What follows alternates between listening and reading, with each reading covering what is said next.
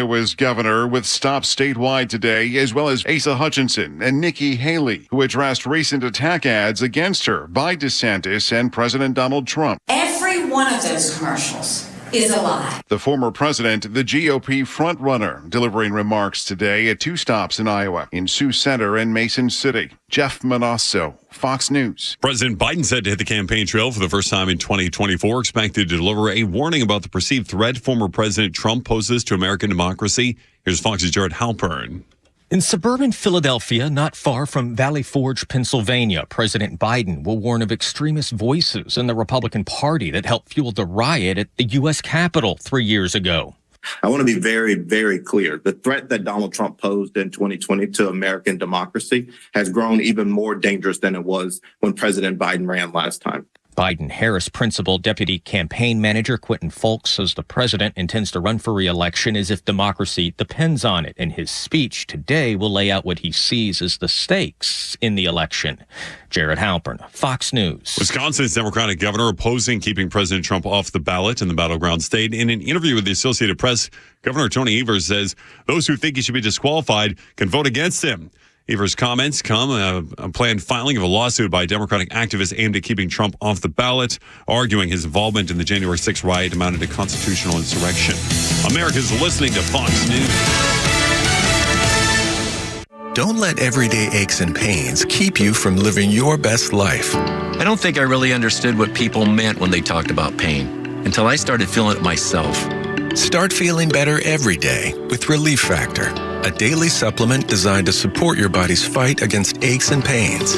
Not only do I move better without pain, I just feel better. Created by doctors, Relief Factor uses a unique formula of natural ingredients that target 4 metabolic pathways to address pain. Relief Factor doesn't just mask aches and pains, it helps reduce or even eliminate them. Today, I do the things I love, and it doesn't occur to me to think about pain. You can feel the difference all day, every day. Join the over 1 million people who have tried Relief Factor's 3-week Quick Start Kit. It's only $19.95. Visit ReliefFactor.com or call 1-800-4RELIEF. That's 1-800-4RELIEF. And feel the difference of Relief Factor. I can't tell you how much I love to hear this silly tune. It just brings a smile to my face, and I love to start the weekend that way. Look out. It's only me, it's only the Kimmer. 303 on 106.3. Let Her Rip Friday, anything goes, with Pete Davis, sidekick producer and sports raconteur extraordinaire. And, of course, the mechanical mangler at the controls, it's Flounder. Boys, it's Friday. Let her rip. Anything goes. It's Friday. I'd like to be, well, we'll talk about being in love. The Golden Bachlor. That'll come up here in our topics a little bit later on today. Also, a couple of new announcements and the passing of a legend of a guy with a hit song who hated it. And all he really could say about it was, Saturday! He never said that. Anyway, we got the full story of the stuff. Also, we got a lot of stuff on the Jeffrey Epstein business. And you'll hear a couple of interesting sound bites and so forth. And remember the girl Amy Robach, who just got fired from ABC recently after a scandalous affair, also had the goods on the Clinton story. I mean, we'll get into all that, too. And you'll hear from her directly. And the latest on the celebrities involved in it. And Halle Berry nearly stepping in dog poop or something and with her bare feet. And people are going nuts on social media. Anyway, Pete Davis from the mountains of Macon. Happy Friday, sir. What's going on up there? I get some snow tonight. Really? I don't think I like that idea. Yeah, winter weather advisory. Hey, it's the 12th day of Christmas, so why not? I forgot to look. Isn't the Lord's Leaping or was that 10? The Lord's Leaping was either 10th or 12th. I don't know what 12 is. I was going to look it up and I forgot. In fact, I forgot to put my horse videos on Facebook today. I was something in my head's going on here, and I've had a rather bizarre day. But so maybe I'll do that when I get home tonight. For the record, at 3:05, Flounder, how you doing in there, sir? How's everything? Happy Friday, all is well. Any big plans for the weekend? I think it might be a chilly, cold weekend. I don't know if it's going to be sunny or rain. Now, Pete, you mentioned snow advisory. I didn't know about that.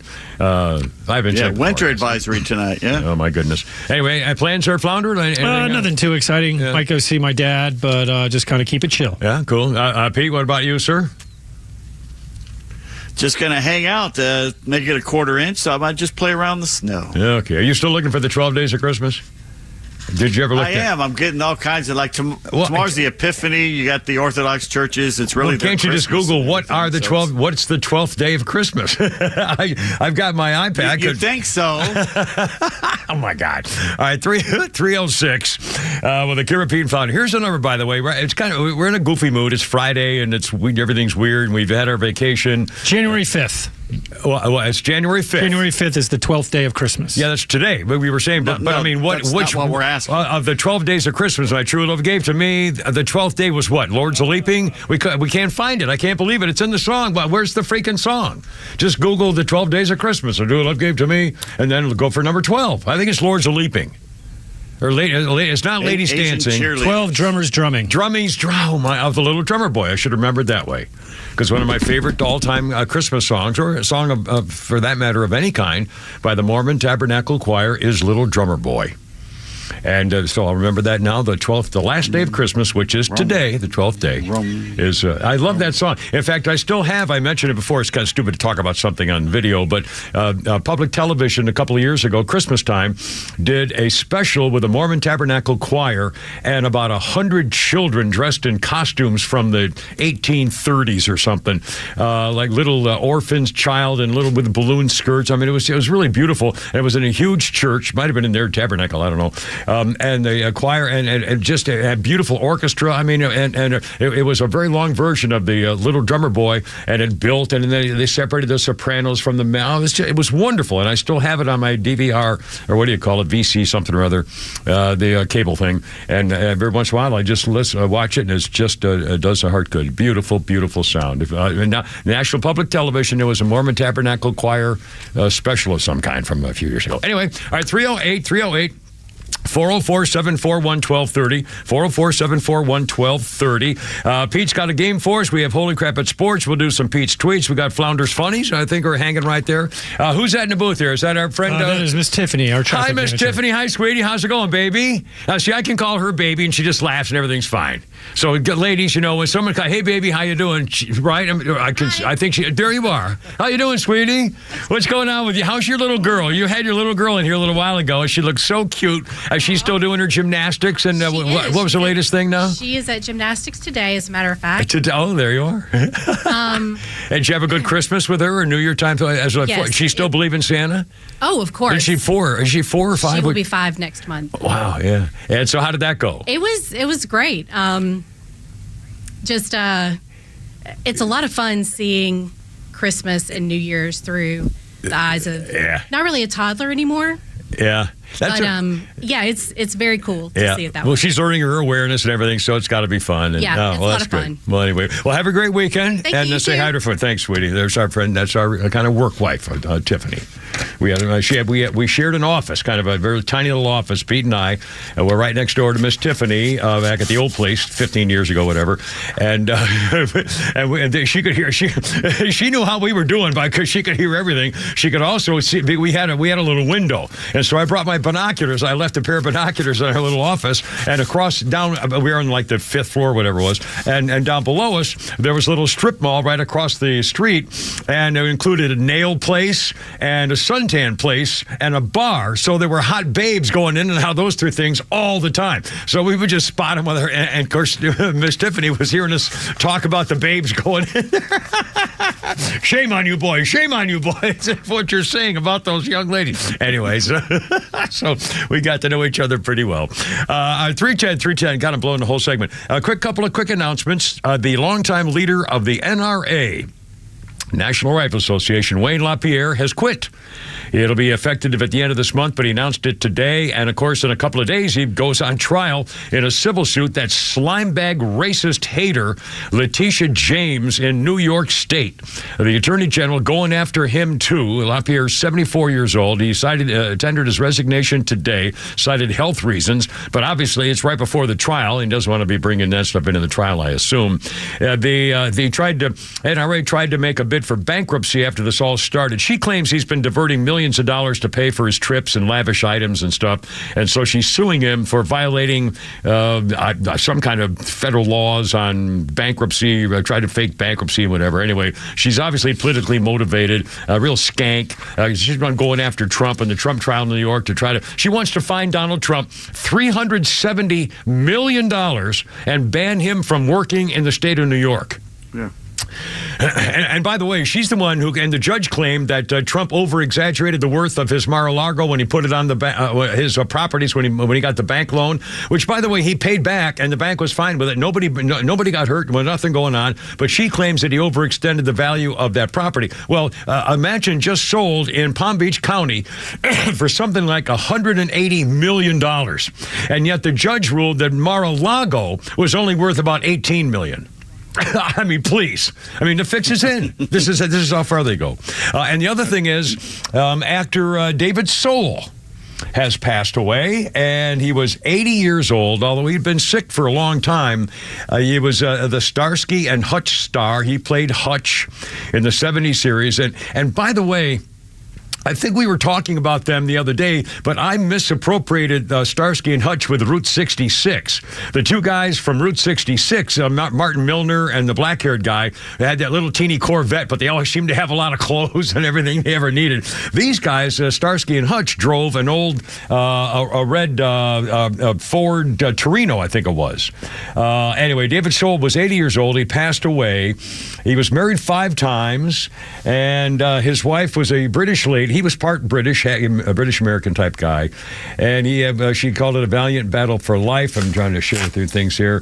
He was Hutch Hutchinson alongside Paul Michael Glaser. By the way, he played Detective Dave Starsky. Glaser did. Glaser was a famous Hollywood producer and a Hollywood personality and so forth. And also, he is the honorary chairman of the Elizabeth Glaser Pediatric AIDS Foundation. If you don't remember, the charity is named in honor of Paul Glaser's late wife, who died after getting AIDS through a blood transfusion while she was giving birth to their first daughter, Ariel. The wife died of AIDS after the little girl died at the age of 7 from AIDS, from a blood transfusion. His wife and daughter both died from AIDS, and he's the honorary chairman of their Pediatric AIDS Foundation. And he, a couple of years ago, in fact, they saw him wheeling David Soul through they were on an outing someplace, and he was in a wheelchair and looking pretty bad, and he passed away. David Soul passed away today at the age of 80. In fact, he had a hit song that he hated. And that'll be coming up for you a little bit later on today. All right, hold everything. 313-404-741-1230. We got a whole bunch of stuff on the Epstein thing, including the call for the FBI documents, which I've been screaming about for a long time. And you're going to hear the story of how the Clinton story got bypassed. Now ABC's trying to claim that, well, no, we're on top of the story now, boy. Yeah, quite a change in tune. All right, 314 to Kimber, Pete, and Flounder right here. Look out.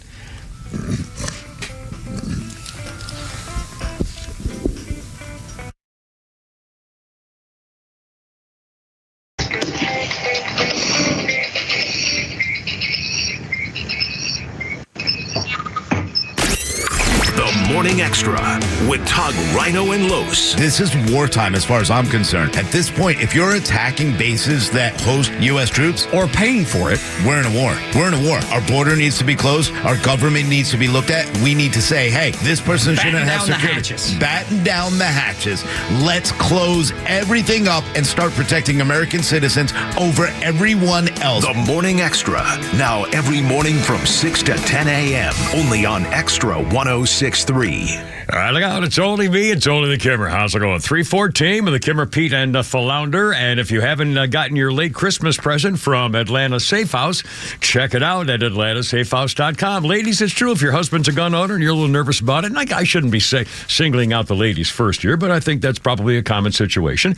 Your husband wants to be as safe as you do around family and friends and all that kind of stuff. They have pistol safes, which are really cool. Great prices. You can carry it with them, put it in the car instead of having it in the glove compartment or something. It's just another safety item, which is what they do at Atlanta Safe House. And of course, I bought a couple of the big gun safes, and they can bolt those babies right into your concrete floor of your basement or game room or your garage, anywhere you're looking for. Wall safes, vault safes, high security safes, business safes, jewelry safes, things to keep the stuff you don't want to lose. Like I keep mentioning my medical records from my days in the Marine Corps. If I had them when I was down in Florida, when I did not have a safe from Atlanta Safe House in Florida, like an idiot, and I can't find the medical records of VA saying, we don't believe you, whatever. It's my own fault. Again, your Social Security card does not go in your wallet. I'm telling you, I've lost mine before. It's a nightmare. It goes in a safe. Atlanta Safe House. You know, they have a showroom in Ackworth. They have all the top brands. It's a great idea, not only for your medical records, your marriage or divorce papers, your living will, things for your children to go back to school, and mementos, things you want to save. And by the way, it's fun. If you get one of those big old floor safes, man, spinning that wheel, you feel like a freaking banker. These are great folks. Jeff and Mark use only off-duty police, firefighters, and military to deliver them as a way to say thank you. These are great folks. Check them out on the web, atlantasafehouse.com. MyPillow is always looking for ways to solve everyday problems. For instance, your towels. You go into stores, towels feel soft at the touch at first. Then you go home, use them, and you find they're not really absorbent at all. That's why MyPillow now has My Towels. They actually work. They're soft and absorbent. Now MyPillow is excited to announce 2 brand new lines of My Towels for you to try. What makes these towels great is they're now made with 100% long staple Sherper cotton. This comb ring spun cotton is what makes these towels absorbent and softer than ever. Right now, you can get a 6-piece set for an amazing introductory sale price as low as $29.98. With promo code BECK, you can get the designer premium line for $20 more. No matter what set you decide on, that's 50% savings. Find this offer. Just go to MyPillow.com, click on the radio listener special square. Check out the new My Towels 6-piece towel set and get 50% off in savings. Again, enter the promo code BECK or call 800-966-3117. This is a special alert to all Americans who own a vehicle with less than 200,000 miles with an auto warranty about to expire or with no warranty coverage at all. Due to a decline in the economy, CarShield is announcing a low-cost month-to-month vehicle protection plan that is now available to the public to save any driver out-of-pocket expenses on future auto repairs. Call now to find out how you can pay almost nothing for covered auto repairs. Yes, you heard that correctly. Pay almost nothing for covered auto repairs. An open phone line has been established for all drivers to call for a free quick quote. Call 800-350-6946 now. Drivers who are covered will not have to pay for covered repairs again. This protection plan is at an all-time low. Additionally, drivers who activate this vehicle protection today will also receive free roadside assistance, free towing, and car rental options at no additional cost. Call us for your free quick quote today. 800-350-6946. That's 800-350-6946. What do you have to lose? Call 800-350-6946. Again, 800-350-6946. Love having a true conservative news and talk station in Atlanta? Then spread the word. Tell your family and friends to download the Extra 106.3 app and stream the Morning Extra, The Kimmer Show, and Atlanta's biggest lineup of conservative voices. This is old Kimmer time rock and roll here. This is going back a little bit. The Hollies. Hey, it's a Kimmer, Pete, and Flounder, 319. How you doing? Happy Friday. It was on this day in 2019, their British bass player, the original guitar player for the Hollies, Eric Haydock, passed away at the age of 75. They were a big hit from the 62 to 66 or 68 or so. He was one of the first British musicians to play a Fender bass 6-string bass guitar. And in fact, there's guitar news in our history list coming up a little later on involving CBS television. Anyway, that's the Hollies there for you. Let's see, 319. Quick birthday of note. Diane Keaton, 78 years old today. Michael Corleone's second wife in the Godfather movies. She also won an Oscar for starring in Woody Allen's Annie Hall. And Diane Keaton, she was in a million movies. 78 years old today, Diane Keaton. And by the way, we are going to be talking about the Golden Bachelor. Pete, I don't suppose you watched any of the Golden Bachelor live wedding last night on ABC. No, I can't imagine. I can be marked safe from the Golden Bachelor for another year. Now, Flounder, I assume that there was no watching of the Golden Bachelor live wedding on ABC last night. No, probably not. Probably not for the Flounder side. I'd screw to both of you. Yeah, I'm going to talk about it all right. It's really funny. I mean, to everybody else except guys like me, it was a thing. It was entertainment. It was a funny thing. To me, it was a train wreck and a heartbreaking, horrible thing. Anyway, so it depends on your point of view. But let's do a little happy marriage things here today. For them, maybe not so much. On this day in 2004, this was the day that Britney Spears had her 3-day marriage actually annulled to her childhood friend Jason Alexander, not the one from Seinfeld. She then turned around and married K-Fed a couple of months later, and they didn't have any good results with that one either. That one didn't work out. And then that was on today in 2004 it started. Then 9 years ago, in 2015, Cameron Diaz married Benji Madden from the band Good Charlotte, and it's their 9th wedding anniversary. So happy anniversary. And you see, it can work. There you are. Got to get the right girl. 321.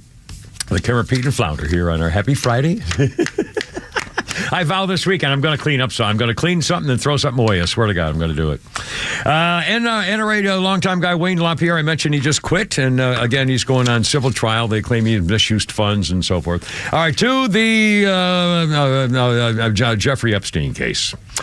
The FBI is now facing new demands, including those from the Kimmer, to find and release the missing pieces, hundreds of pieces of evidence raided from Jeffrey Epstein's $51 million New York townhouse. All these names are coming out now. The second release was last night. We'll talk more about that here in a minute. Missing are tapes and CDs and passports and pictures, all within his property. The FBI got there and didn't have the official the warrant they wanted. So they took pictures of all of it. They broke open his safe in July 2019, saw the cache of evidence plus loose diamonds and large amounts of cash. They took pictures of the stuff. They came back a few days later with the actual warrant they needed, and it was all gone. After that, some lawyer said, I got it for you. It's right. Yeah, I promise this is the same stuff. We didn't go through it or anything, FBI. I promise it's the same stuff you took, you were going to take out of here, but, we didn't touch anything. We didn't, I promise, I swear, we didn't, we wouldn't have done anything like to change what was in there or anything like that, And now all this is coming out because agents meticulously labeled CDs in black binders, which they said contained photographs. There's speculation that Epstein may have been running a honeypot entrapment operation, getting prominent material on blackmailing of political and business elites. Epstein was also apparently, according to former Israeli spies, have gone on the record saying he was brought into the spy game by Ghislaine Maxwell's father, Robert Maxwell, the famous publisher media guy, who was also identified as a Mossad agent by one guy who worked for Israel's military intelligence directorate in the 70s and 80s. At the time of the raid on Epstein's home, they stated that stacks of lewd photographs of children were in the safe. The mansion had 40 rooms. It took the FBI 12 hours to go through it. And by the way, that $51 million townhouse was given to Epstein by the lingerie tycoon Leslie Wexner, who gifted it to Epstein for $1. Oh, yeah. Wexner was one of these several high-profile names appearing on the new associates list, which is not too surprising there. And by the way, that's what Joe Rogan said. Who gives a $50 million townhouse? Yeah. Now, talk about generous. A tip is one thing, or, Christmas bonus. A couple of grand at Christmas, help the family out. But, geez, $51 million house. Some of the names mentioned in the documents, the latest one's coming out, Naomi Campbell. This girl, what's her name, Jeffrey, claimed that she had sexual contact with Ghislaine Maxwell before going to a birthday party for Naomi Campbell. She said the sexual encounter was not at the birthday party. Now, Naomi Campbell said she did not know Epstein, and she had been introduced to him through her ex-boyfriend. And then she said, what he's done is indefensible. It's sicking me to my stomach. And so she's responding to photos of her standing with him. She says, by the way, it's incredible that of the hundreds of thousands of people I've stood next to take a picture at a public event, they come out with this one with Jeffrey Epstein. Well, that's the price you pay. Were you trying to click me there, Flounder? Yeah, it looks like Biden is commenting now on the January 6th remark. Oh, all right, let's try to take this. Is this in Gettysburg or right near Gettysburg? Yeah, let's take this live, and I guarantee I'm not going to like it, neither are you. He's just standing in front of a great big American flag. And would we bow down to a king? Months ahead would be incredibly difficult. But General Washington knew something in his bones, something about the spirit of the troops he was leading, something about the soul of the nation he was struggling to be born. In his general order, he predicted, and I quote, with one heart and one mind, with fortitude and with patience, they would overcome every difficulty. What a freaking phony. You know, and thank God he doesn't have the United States Marines in their dress blues, you know, and full color guard and everything standing on either side of him like he's some kind of freaking king or prince that he's been talking about. And by the way, his latest commercial is an absolute disgrace. All you MAGA people are a danger to American democracy. All right, let's take a little more. Sorry, I'm ready to jump in there for a second. Nothing less than a sacred cause. That was the phrase he used, a sacred cause. Freedom, liberty, democracy. Like keeping your opponent from being voted, you know. I just visited the grounds of Valley Forge. I've been there a number of times from the time I was a Boy Scout years ago. Oh, here we go. You know, it's the very site that I think every American should visit, because it tells a story of the pain and the suffering and the true patriotism it took to make America. Today we gather in a new year, some 246 years later. I'm getting tired of this. Let's get out of here. If you, we'll kind of monitor for you. But again, the pre-speech they talked about, he's all just blasting Trump as a danger to America. You can't, don't vote for him, vote against Trump. That's exactly what it amounts to.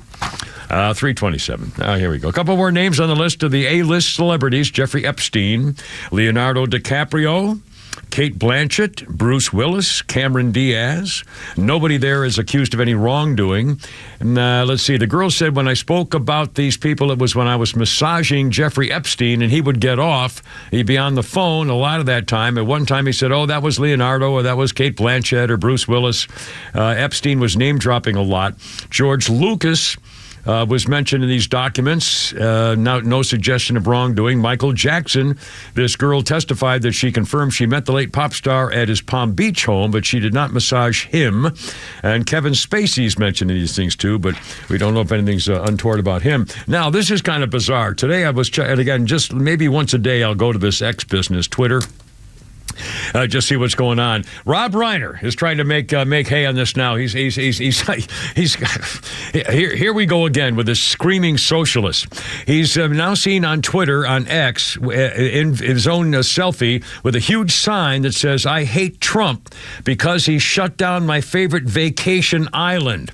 Ho, ho, ho. And now, here's some of the reaction. Rob Reiner announces he's on the Epstein client list and Epstein flight logs. What a fool. When a lawyer tells me to shut the blank up, I shut the blank up. And then here's a Reiner comment. It says, Trump thinks he won because his name isn't on the list. By the way, Trump's name is not on the list to go into the island. He's no proof that he was there. Trump thinks, this is Rob Reiner speaking, Trump thinks he won because his name isn't on the list. He will lose.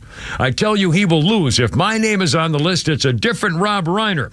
We must stop Trump. Damn you, Trump. So what? Your name isn't on the list. So what? So what? We must stop Trump. A reaction, obsessing for a reason? Golly, the fact that Trump may expose their corruption? De Niro and Rob Reiner are two of the most obsessed. De Niro, who was arrested by French Vice Squad in Paris yesterday and held for questioning in connection with an international prostitution ring. I hadn't heard about that. Holy cow. Oh! Hey. Let's see, another My prediction, Liz Cheney, Adam Kinzinger, Ann Coulter, Rob Reiner, Rosie O'Donnell will move into the same house in Canada after Trump wins the election in November so they can cry about it in 2028. Adam Schiff visited Epstein Island over 70 times. Should he be expelled from Congress and prosecuted? Adam Schiff for brains. I said Schiff for brains. The piece of blank was allegedly on life 70 times. The poor children needs to rot in hell. He went 70 times. The most shocking thing about this grotesque subject, I'm surprised it wasn't 100%. And Bill Gates, the same guy frequenting Epstein's pedophile island, helps develop and promote vaccines that kill millions. He claims he couldn't remember why he spent 28 trips to the Epstein island collecting blackmail on powerful individuals. To what extent did Bill Gates participate in human trafficking? And then last one, the only leader you can trust, the only leader who keeps his words. The only leader who has not been on Epstein Island. The leader who saved the children from human trafficking. Donald Trump. 3:30, Kimmer, Pete, and Flounder. More coming up. Look out.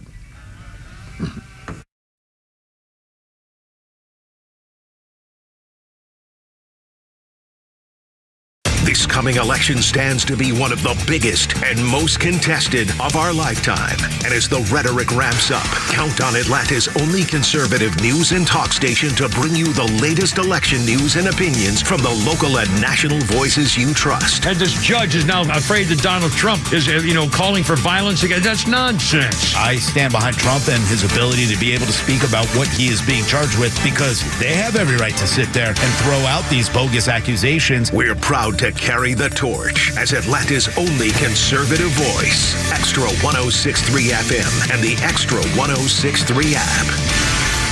You know what? It's here, and it's cold. It's called winter. Is your furnace ready to make sure that your house and your family's health is going to be where you want it to be this winter? Is your furnace ready to make sure you're warm inside and you keep the cold weather outside?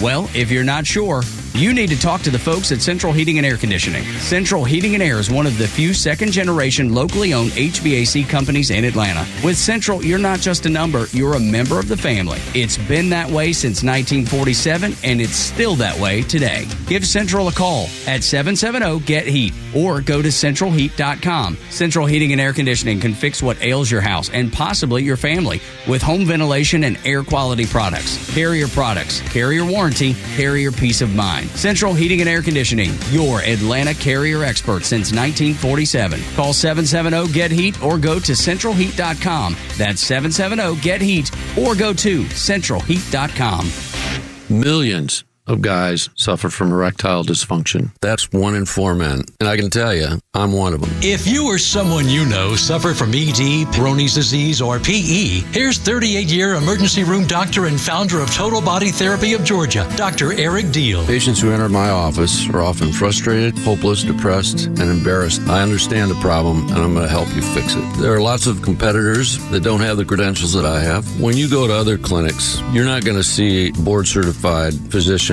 with the experience that I have. When you come to our clinic, you're going to see me. There's just not one therapy that can solve these complex issues. I'll do a complete history and physical prior to any treatment that we use. Take it from me, Dr. Deal. When it's not hard, it's really hard. Call Dr. Deal for your free one-on-one evaluation and resolve your ED, Peyronie's, or PE issues. Total Body Therapy of Georgia, 404-777-1911, 404-777-1911, online at stopmyed.com.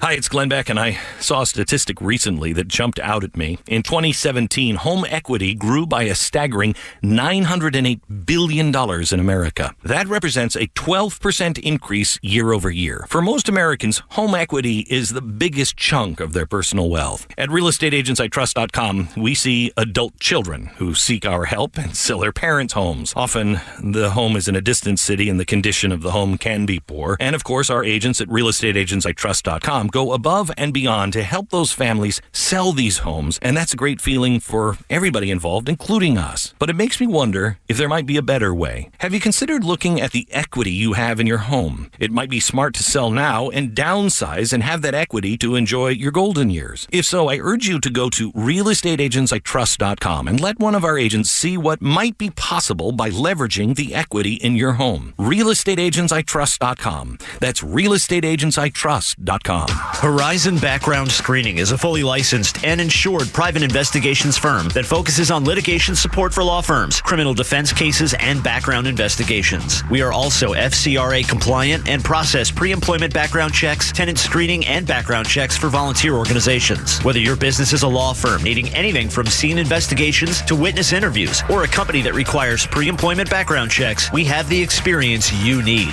Visit horizonscreening.com to learn more. That's horizonscreening.com.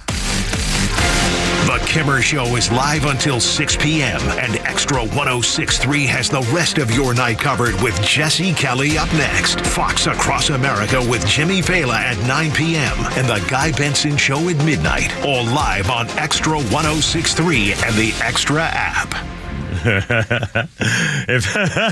Would they have heard this earlier, or was that? Well, before we went on, was it? So what happened is every day we have what's called fill material that we put into the system that fills some of the spots. Right. And there's also a music folder that I put our music in every day. Right. And I put this song into the fill folder, but then I took it out and it somehow still played. So about half an hour ago, our audience probably heard this entire song during the commercial for like break. 8 minutes or something. Yeah, it's a 5-minute song. Anyway, this is Steely Dan, and it was because on this day, again, Flounder's our musical director, on this day, 2016, Donald Fagen, the lead singer and founder of Steely Dan, was arrested in New York by police and charged with assaulting his wife at their home. Fagen was accused of pushing Libby into a marble window frame, knocking her to the ground at their apartment in Manhattan. I don't know whatever became of it. I didn't look it up because that's the first I've heard of it. Our birthday list includes Robert Duvall, 93. Here are just some of his movies: The Godfather, Apocalypse Now, MASH, The Untouchables, To Kill a Mockingbird, The Natural, Colors, Days of Thunder, Newsies, Falling Down, A Family Thing, Sling Blade, The Man Who Captured Eichmann, The Apostle, Gingerbread Man, Deep Impact, Gone in 60 Seconds, A Civil Action, The Sixth Day, John Q, Assassination Tango. Did you ever see Assassination Tango? Boy, that was a weird movie. I didn't really like it, but I couldn't stop watching it. It was really weird, very, very strange. He goes over, well, anyway, he's an assassin, and he goes to take tango lessons. It's the damnedest thing you ever saw. Gods and Generals, Open Range, Lucky You, Thank You for Smoking, We Own the Night, The Road, Get Low, Crazy Heart, Jane Mansfield's Car, Jack Reacher, The Judge. That's Robert Duvall, 93 years old today. What a career. Wow. And let's see, on this day in history, I mentioned earlier, the guitar guy. Here it is right here. Eric Haydock, who died at the age of 75 on this day 4 years ago. A member of the Hollies. He was the first British musician to play a Fender Bass 6-string guitar. And it was on this day in history. On this day in 1965, CBS acquired Fender guitars for $13 million. That was in 65. In 1985, Fender employees bought the company from CBS. He didn't say how much they paid. Every year, Fender sells about $700 million worth of electric and acoustic guitars, basses, amps, and accessories. $700 million a year. Fender stuff. Wow. Good for you. 3:38. Oh, we got more news on the stuff, and you're going to hear some comments on the stuff with the thing we got for the stuff. But first, it's phone call time. 404-741-1230. Kimmer, Pete, and Flounder. How's it going? 3:38. It's Glenn's on the radio. Glenn, how's it going, man? Happy Friday. What's up? Hello, Kimmer. How you doing, brother? We're doing great, man. What you got for us? What's happening? I'm just dumb. You just said call, so I figured I'd call. Well, what's on your mind? What do you think about politics? Are you a Trump fan or a Trump hater, or what do you think's going to happen? Anything on your mind today? What do you think about Jeffrey Epstein? Oh, well, my opinion of Trump, I think he did an excellent job of running the country. But what scares me about Trump is I'm so afraid if he gets reelected, he'll get in office and it's just going to be 4 more years of living hell, impeachments, and things like that. Yeah, you could be right. Yeah. So, yeah. But I think it'd be worth it. I actually did have a reason for calling in. You were talking about the 12 days of Christmas. Yeah. And I myself am celebrating the 12 days of Christmas. On Christmas Eve, my wife and I went to Lowe's hardware store, and my gift to her was I wanted to redo the bathroom, paint some shelves, and put in a new sink. Well, today is day 12, so I'm not finished yet. Yeah, your Christmas may last a long while there, my friend. And by the way, I assume she was happy that for Christmas you bought her a bathroom, right? Well, I mean, it was on her wish list to get it redone, and I procrastinated, and so I did not think this was going to take as long as it's taken. But anyway, well, here good I for am you. with a phone in one hand and a roller brush in the other. Oh, So my here we goodness. go. How long y'all been married? How long you been married, Glenn? Valentine's Day will be number 25. Oh, good for you. I'm happy for you. That is that. Yeah. I think that's a silver anniversary, isn't it? Isn't that silver anniversary, I think. Good for you, my friend, yeah. and many more. Right. But I did. If Pete's listening, I wanted to tell him that I. Oh, this is Glenn. Wait a minute. This is Glenn from the auto parts. From is it? What's it? The auto parts, Glenn. Yeah. Up in the mountains up there. Yeah, Pete Davis's buddy saw you that time. Yeah, absolutely. He's listening. He's right here. That perks you right up. But I wanted to get a message to Pete. I ate so much food during Thanksgiving and Christmas. I am officially now done with his book. I only read it when I'm in the restroom. So there you go. Oh, there you go. In fact, I got to get up now. What's the name of your auto shop store? It's O'Reilly's. The O'Reilly was. Yeah, because I got to get up Yeah. there because I need to get an air pump for my tire pump that broke and I haven't replaced it yet, like an idiot. And I mean, we are literally 1 mile up the street from the dealership where you have your car serviced at. So if you're ever up this I'm in way, Jasper. just stop I'll be by and say damned. hello. Well, there's an idea. Hey, listen, thanks, Glenn, and Happy New Year to you. I appreciate you calling in. Have a great day.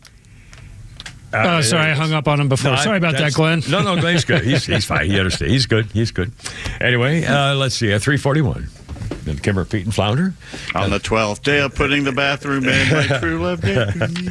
Are you was your old man a handyman, Pete? Well, he was an engineer, but as my mom used to say, he couldn't put in a light bulb. Oh, boy. Flounder, how about you? You grew up as a handyman in the house? No.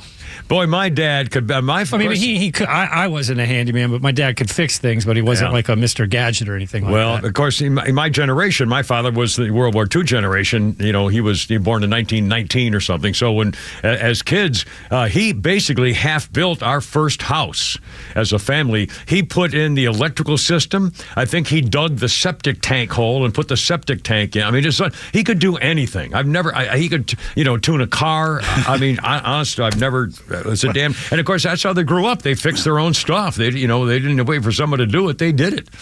So what are you laughing at? Well, the problem was my mom would be standing there micromanaging the situation, whatever was going on. So my dad would just get frustrated. And finally say, "Oh, you do it." Yeah. That's anyway. 3:42 with a Kimber, Pete, and Flounder.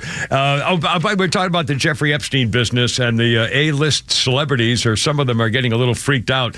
If you know the show, Always Sunny in Philadelphia. In fact, I remember the first season it was on. I watched it and I enjoyed it. It was fun. They had a blonde chick, was a comedian girl who was kind of sexy and funny at the same time.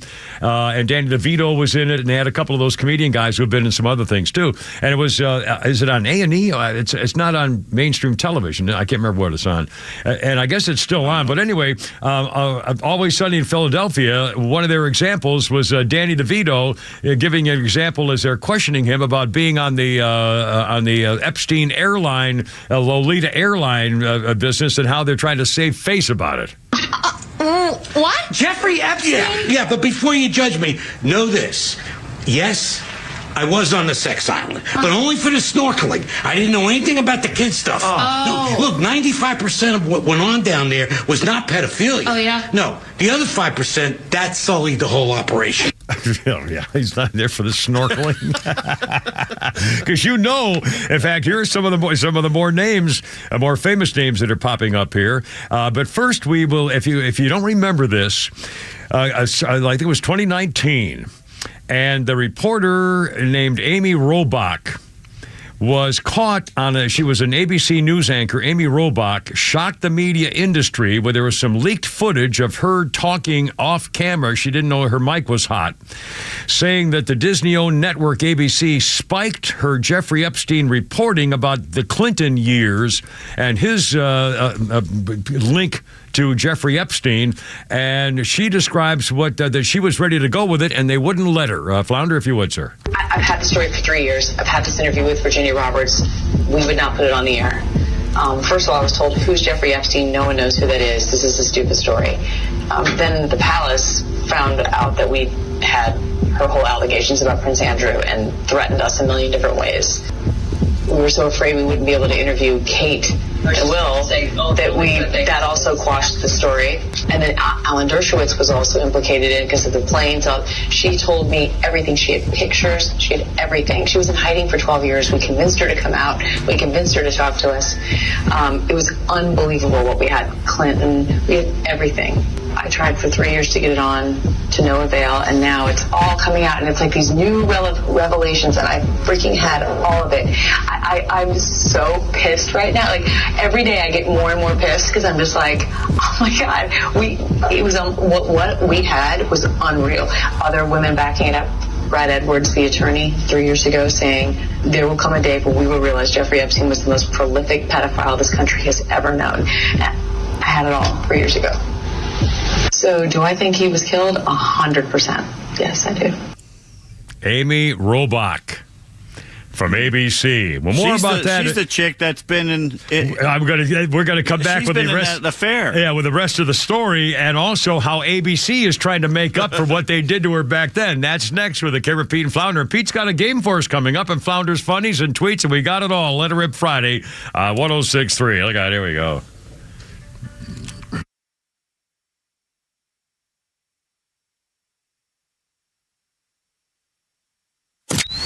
Atlanta radio legends are right here on Extra 106.3. And here's what you missed from Neil Bortz.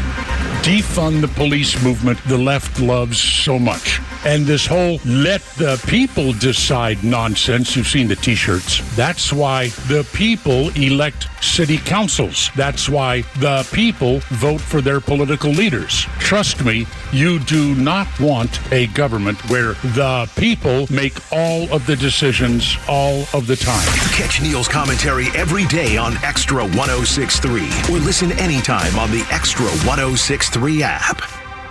Blue-collar business owners, listen up. It's time to revolutionize your hiring process with the Blue-Collar Recruiter. Finding the right talent for your blue-collar needs just got easier. We specialize in connecting you with skilled and dedicated workers so you can focus on growing your business. So say goodbye to recruitment headaches. Let the Blue-Collar Recruiter save you time, effort, and deliver top-notch talent directly to your doorstep. Invest in your team's success with the Blue-Collar Recruiter. Visit thebluecollarrecruiter.com or call 678-916-6145. What's your retirement plan? Master Plan Retirement Consultants specialize in constructing plans designed to meet the challenges you could face over the course of a retirement. As holistic retirement planners, we cover tax, income, Social Security, legacy, healthcare, and long-term care planning. Our strategies are designed to maximize your retirement savings and income while minimizing taxes and protecting your assets from forces that could disrupt your retirement, providing peace of mind. A fiduciary advisory firm, Master Plan Retirement, works with you to create the potential for a sustainable retirement and a legacy to be remembered. Join us on our weekly radio show, Retirement Roadmap, every Saturday at 12 p.m. on Extra 106.3 as we discuss retirement topics for today's financial environment. Episodes can also be found on YouTube and on your podcast platform. Find us at masterplanretire.com to schedule your complimentary consultation. Master Plan Retirement Consultants.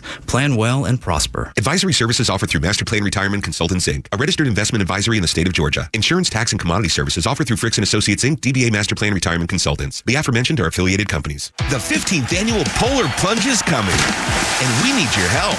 Right now, you can help raise money for Special Olympics Georgia athletes to provide year-round sports training and athletic competitions in a variety of different sports. All participants will collect pledges from friends and family in exchange for the opportunity to jump into the icy waters of Ackworth Beach in the middle of winter. All proceeds will benefit the 17,731 athletes of Special Olympics Georgia. To sign up and learn more, visit SpecialOlympicsGA.org. Convenience is defined as the state of being able to proceed with something with little effort or difficulty. Well, at RBM of Atlanta, we embody this philosophy. Meet our Mercedes-Benz pickup and delivery service. It gives you back time and money. Does your Mercedes-Benz need service? If so, we'll pick up your vehicle that's requiring service from your home or office and bring it back to our dealership for the required service. With over 100 appointments available every weekday, over 50 appointments on Saturdays, and more than 200 200 courtesy vehicles in our fleet, we're here to serve. We'll work around your schedule. We're here to save you time, energy, and money. RBM of Atlanta is a J.D. Power 2022 Diamond Dealer of Excellence for customer sales experience and Atlanta's only 8-time Mercedes-Benz Best of the Best winner. We're proud to be Atlanta's Mercedes-Benz connection since 1964. Pickup and delivery service restrictions do apply. Ask your service coordinator or service advisor for details. For the latest coverage of Israel at war, keep it right here on Extra 106.3 for Fox News updates at the top of every hour and the conservative voices you trust bringing you the latest. We'll give them up if you stop the bombing. No. We're going to continue the bombing until you give them up. To negotiate in any shape, form, or fashion would show vulnerability. They're negotiating from fear. And stream our coverage anytime on the Extra 106.3 app. Da, da, da, da, da. Yeah, you really got me. I don't know what I'm doing, all right. 350, how's it going? Kimmer, Pete, and Flounder. And the Kinks. It was on this day in 2004. Ray Davies of the Kinks was shot in the leg while he was on vacation in New Orleans. The 59-year-old singer-songwriter shot running after two men who stole his girlfriend's purse at gunpoint. You ran after him. Davies went to the Medical Center of Louisiana. His injuries were not considered serious. New Orleans police said one person had been arrested, and they were looking for the second guy, but he would chase the guy who stole his girlfriend's purse. If you go to New Orleans, you better have a gun. One of the most dangerous places. First time I went to New Orleans, when I was here working in Atlanta here in the early 70s, came here in 1972, and I was flown down to New Orleans for a job interview to be their new guy at their radio station down there, and they said, well, we got some discussion to do here, so just kind of take a walk along New Orleans and the French Quarter, see how you kind of like the town and stuff like that. So I took a walk through New Orleans while they were kind of talking about me behind my back, and I turned a corner, and there's two cops beating the crap out of a homeless guy because he gave him a bunch of lip or something. They were roughing him up pretty good. Hello, officers, and I just kept on moseying. That's a freaking tough town, boy. You don't want to be part of that town. Quick birthday list. Clancy Brown. You may not know the name. He's 65. He's one of the guys you love to hate. He was the brutal prison guard, Captain Hadley, in Shawshank Redemption. He was also the bad guy Christopher Lambert has to take down in the Highlander movie. He's the voice of Mr. Krabs on SpongeBob SquarePants, but he's also the guy who played the killer or the girl killer on the latest Dexter series. Clancy Brown, 65, in case that makes any difference to you. And one quick historical note. Yeah, I don't know if I could only find it. Oh, here we go. 1950. Gene Autry's Rudolph the Red-Nosed Reindeer on this date hits number 1 on the Billboard charts after Christmas. It sold 8 million copies. It's in the Grammy Hall of Fame. And I shall now tell you the Kimmer explanation of exactly the original story of the Rudolph the Red-Nosed Reindeer. Gene Autry originally sang the song this way. Rudolph the Red-Nosed Reindeer had a very briny nose. And his wife said, whoa, whoa, whoa. Do a little zip-a-zoop top tune to it, a little zippity-bippity or something there. Go up and down, up and down. He says, okay, how about this? Rudolph the Red-Nosed Reindeer, that's it. And his wife told him that's how he should do the song, and by golly, that's the way he did it, and that's why it's a big hit. So there you are. Yada-da. The Kimmer, Pete, and Flounder, how's it going? What's the matter? What are we doing? All right, we got Martin on the line, and he wants to chime in on the Jeffrey Epstein list. Excellent. Martin, you're on the radio, man. Happy Friday. What do you think? Happy Friday, Kim. Yes, sir. I tried to Google it, and for some reason it's difficult to find, but if I recall, there's something about a office aide, cigars, blue dress. What in the world would make you think Bill Clinton would do anything nefarious? I mean, just because he's on that. Well, what the heck? Well, in fact, the Babylon Bee has their list of the most shocking revelations from the Epstein documents. Number 1 is the most shocking thing is that Bill Clinton was only mentioned 50 times. Everybody figured that would be way higher than 50 times. So Adam Schiff for Brains was more... Yeah, Adam Schiff for Brains was on 70 times in these documents. More than Clinton. Yeah, what a bunch of... And thanks, man. I appreciate you calling. And the evidence is out there. In fact, we talked, the FBI's been demanding the FBI fork it over. Somebody's got it. Somebody's got this stuff. If they haven't erased it, again, the fix was in. The FBI should have stopped this from the very beginning. They could have had all this stuff locked up. And again, the guy in charge of that was the disgrace of Atlanta, Christopher the Cossack Ray, the suspected Russian double agent. Anyway, a quick update on the Amy Robach thing, which you played a minute ago, which we played for you a minute ago. ABC News, by the way, they're the ones who covered it up. When she had the story, they wouldn't let her play it. Now, ABC News, ironically, well, maybe not ironically, theoretically and officially, was the first news outlet to report over the weekend that Bill Clinton's name was going to be on the list. So ABC was saying, we were first. We mentioned Bill Clinton's name first, as though that kind of makes up for it. Downplaying the significance originally when she had the story, Amy Robach. And now, as Pete mentioned, Amy Robach was the girl who was she was co-hosting with a black guy, and she's a hot blonde, and she co-hosts as a black guy. They knew each other a long time. Their families were friends. And then it turned out that Amy and the black guy were having an affair. And it got to be public and social media and got to be nasty and boopity, so they fired them both. And I think they're both doing something differently now back in media somewhere else. But the last I heard was that now their two spouses have gotten together, and I don't know whether it was just honest to God, because they were all friends. They went to vacations together. They were all friends, and so the spouses. I thought, I'll bet you, the guy. I would have done this. I swear to God, if that had been my wife and some of that guy's husband, that girl's husband, I swear to God, we've been commiserating over a drink or something. I would have said, you want to make out? And see what happens. She started laughing and say, yeah, boom. And I think they're together a couple now. The exes are a couple. It's Bob and Carol and Ted and Alice. Ted and Alice, absolutely. I mean, and good for them, frankly. I hope if they're smiling and laughing and don't want to kill somebody, then they're a lot better shape than I am after watching that stupid Golden Bachelor live wedding last night. Oh, God, we'll get to it. 3:56. And a little more on this business with the Epstein stuff. I don't want to do the whole day on this thing. There's some just shocking stuff. Bill Clinton, mentioned by the accuser, Virginia Jeffrey, in an email. She said she was going to do some talking with the researchers at Vanity Fair magazine, and she said, I was doing research. It's concerning me that they could want to write about me, considering that Bill Clinton walked into Vanity Fair and threatened him not to write any sex trafficking stories about his good friend, Jeffrey Epstein. And Clinton's name dropped to someone who traveled with Jeffrey Epstein, and Ghislaine Maxwell may have information about Ghislaine's and Jeffrey's sexual trafficking conduct. And so this has been the record since 2011.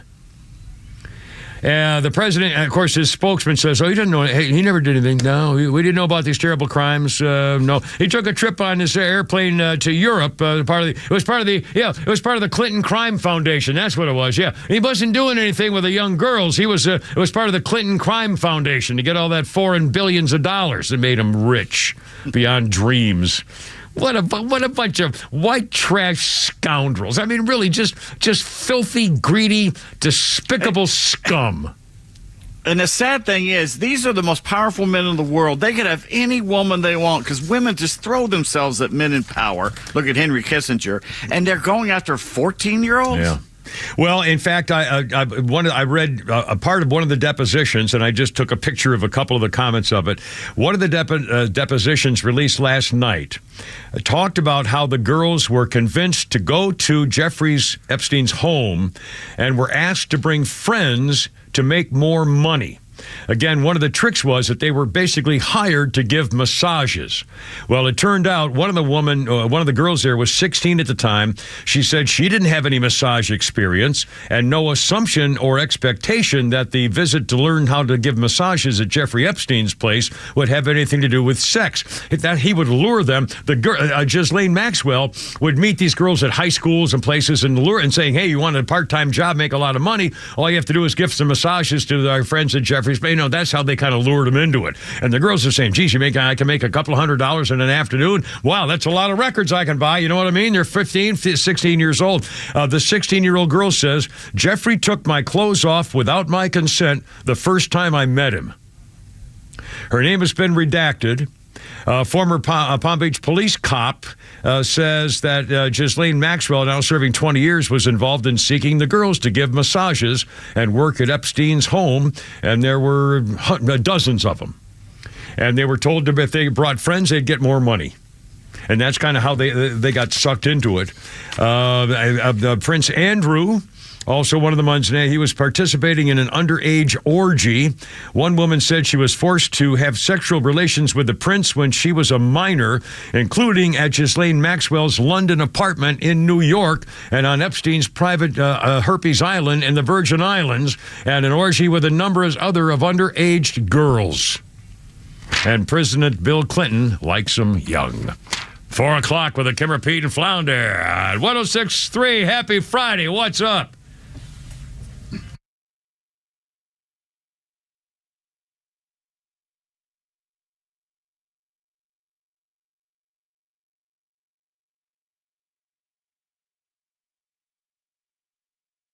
This is WFOM and W292EV Marietta, a Dickey Broadcasting Station. Locally owned and heard throughout Georgia on the Extra app. He says he's going to save democracy. I'm Tom Rigotti, Fox News. President Biden this hour kicking off his 2024 pitch to voters the day before the anniversary of the Capitol riot. Fox's Lucas Tomlinson with the story. President Biden is returning here to the critical battleground state of Pennsylvania, a state he has visited more than any other state since becoming president. We're only 15 miles away from George Washington's winter encampment at Valley Forge. And recall President Biden going to Philadelphia ahead of the midterm elections when he was flanked by those Marine Corps sentries. Now, Republicans say Biden is running on January 6th in this so-called democracy movement because he can't run on his record. Biden says Donald Trump is a serious threat to the nation's founding principles and blaming him for the Capitol riot. It'll be 3 years since the January 6th Capitol riot tomorrow. Attorney General Merrick Garland spoke at a ceremony there, marking the occasion. January 6th was also dangerous, painful, and personal. Hundreds of people have pleaded guilty to crimes in connection to the attack, while over 100 have been convicted at trial. 10 days before the Iowa caucus, and the GOP frontrunner is back in the state. Former President Trump is back in Iowa tonight, determined to hold on to his polling lead. He says it's a two-way love fest, and the state holds its caucus in 10 days. Overnight, Florida Governor Ron DeSantis and former Ambassador Nikki Haley both launched fresh attacks against Trump, claiming they're the only ones who can win over moderates who may be fed up with the main frontrunner. Haley's critics, including DeSantis, are attacking her for some comments she recently made, suggesting that if she comes up short in Iowa, it would be up to New Hampshire to correct the record. Haley says it wasn't a serious critique, more of a joke, but the DeSantis campaign really trying to play this up as a gaffe to Iowa voters. Vivek Ramaswamy doing all he can to stay competitive, even selling $33 million worth of stock to try to fund his campaign. That's Fox's Mark Meredith reporting. America's listening to Fox News.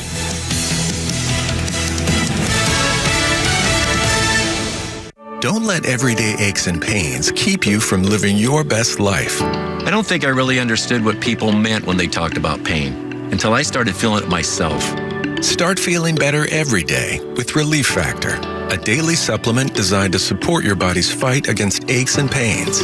Not only do I move better without pain, I just feel better. Created by doctors, Relief Factor uses a unique formula of natural ingredients that target 4 metabolic pathways to address pain. Relief Factor doesn't just mask aches and pains, it helps reduce or even eliminate them. Today, I do the things I love, and it doesn't occur to me to think about pain. You can feel the difference all day, every day. Join the over 1 million people who have tried Relief Factor's 3-week Quick Start Kit. It's only $19.95. Visit ReliefFactor.com or call 1-800-4RELIEF. That's 1-800-4RELIEF. And feel the difference of Relief Factor. Well, my iPad just... Oh, there it is. No, maybe... I'll come in there and show you. I scrolled the wrong way or something. It doesn't matter. I got it. 403 with the Kimmer, Pete, and Flounder. How's it going? Here's the number, 404-741-1230. 741-1230. All right, getting back in action here. This is Iron Maiden, I'm guessing, right? It sounds like Iron Maiden. Oh, my God. I love the title of this song. Bring Your Daughter to the Slaughter? Is that... On this day in 1991, Iron Maiden went to #1 in Britain with Bring Your Daughter to the Slaughter. Hey, look at that. You understood it. I did. Incredible. The second single from their album, No Prayer for the Dying, was their lowest selling #1 since 1960. 42,000 copies sold. The song originally recorded by Bruce Dickinson for the Nightmare on Elm Street 5. Anyway, this is Iron Maiden from 91 when they topped the charts with Bring Your Daughter to the Slaughter. Okie dokie. Bread and slaughtered. That's still just one of the, I have that like 20-minute segment of when Dr. Strangelove shows up in the war room that I've saved forever. It's just every once in a while. And you know what else I had the other day? I played this. I can't believe it. If you ever have I can't remember which one it was. My Little Chickadee with the W.C. Fields. The bank dick. Yeah, the bank dick. That's where he's upstairs smoking, and his wife and daughter are down there, and then he throws a bowl of porridge over the kid's head, and he wants to throw a statue through the front window at his wife. I mean, it's just hysterical. The bank dick, you can't get better than W.C. Fields. Anyway, our birthday list includes Marilyn Manson, his 50. That's a guy, right? Marilyn Manson's 55. Yeah. Wasn't he involved with beating his wife or something, or she used to beat him, or so? I don't know. Is he like a devil singer guy? They claim. Yeah, he's into that more dark kind of really heavy metal music, but there's been a couple females that have accused him of. Was he the one? Who's that little blonde actress girl? Yeah. Who turned out to be a lesbian. He dated Rose McGowan for a minute. Yeah, but there was she was the one that has gone against Harvey Weinstein and that whole. She started the Me Too thing. Movement. Yes. Yeah, but who was that little blonde girl who was in the movie Pete, where they had you go to play with robots in the Texas? It was like the Yul Brynner update movie where you go play with robots and have gunfights if you want or get robbed and stuff. Westworld. And who was that little blonde girl? Was one of the stars of it. We like. It turned out to be a lesbian. Evan Rachel Wood. And wasn't she the one saying that Marilyn Manson was raping her and abusing her and tying her up and beating her and all? Just doing horrible things to her. Wasn't that the one? I think that was the one.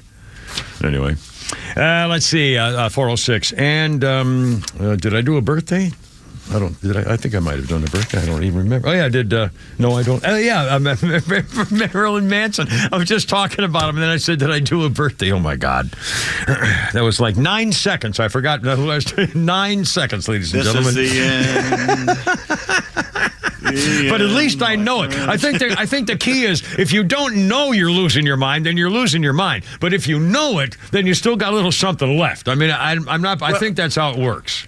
What did we talk about the other day? The worst thing would be going in and out, knowing you're going in and knowing out. Here we go. I'll be back. No, I shouldn't joke. That's horrible. I don't mean to be joking. I'm so sorry. No, I'm sorry. I don't mean that in any way because I think I'm due. This was a day in 1943. Elizabeth Taylor takes her first acting role in the MGM movie Lassie Come Home. That was her first acting role, Elizabeth Taylor. Her first appearance in a movie with no lines was in a movie in 1942 when Elizabeth Taylor was 10.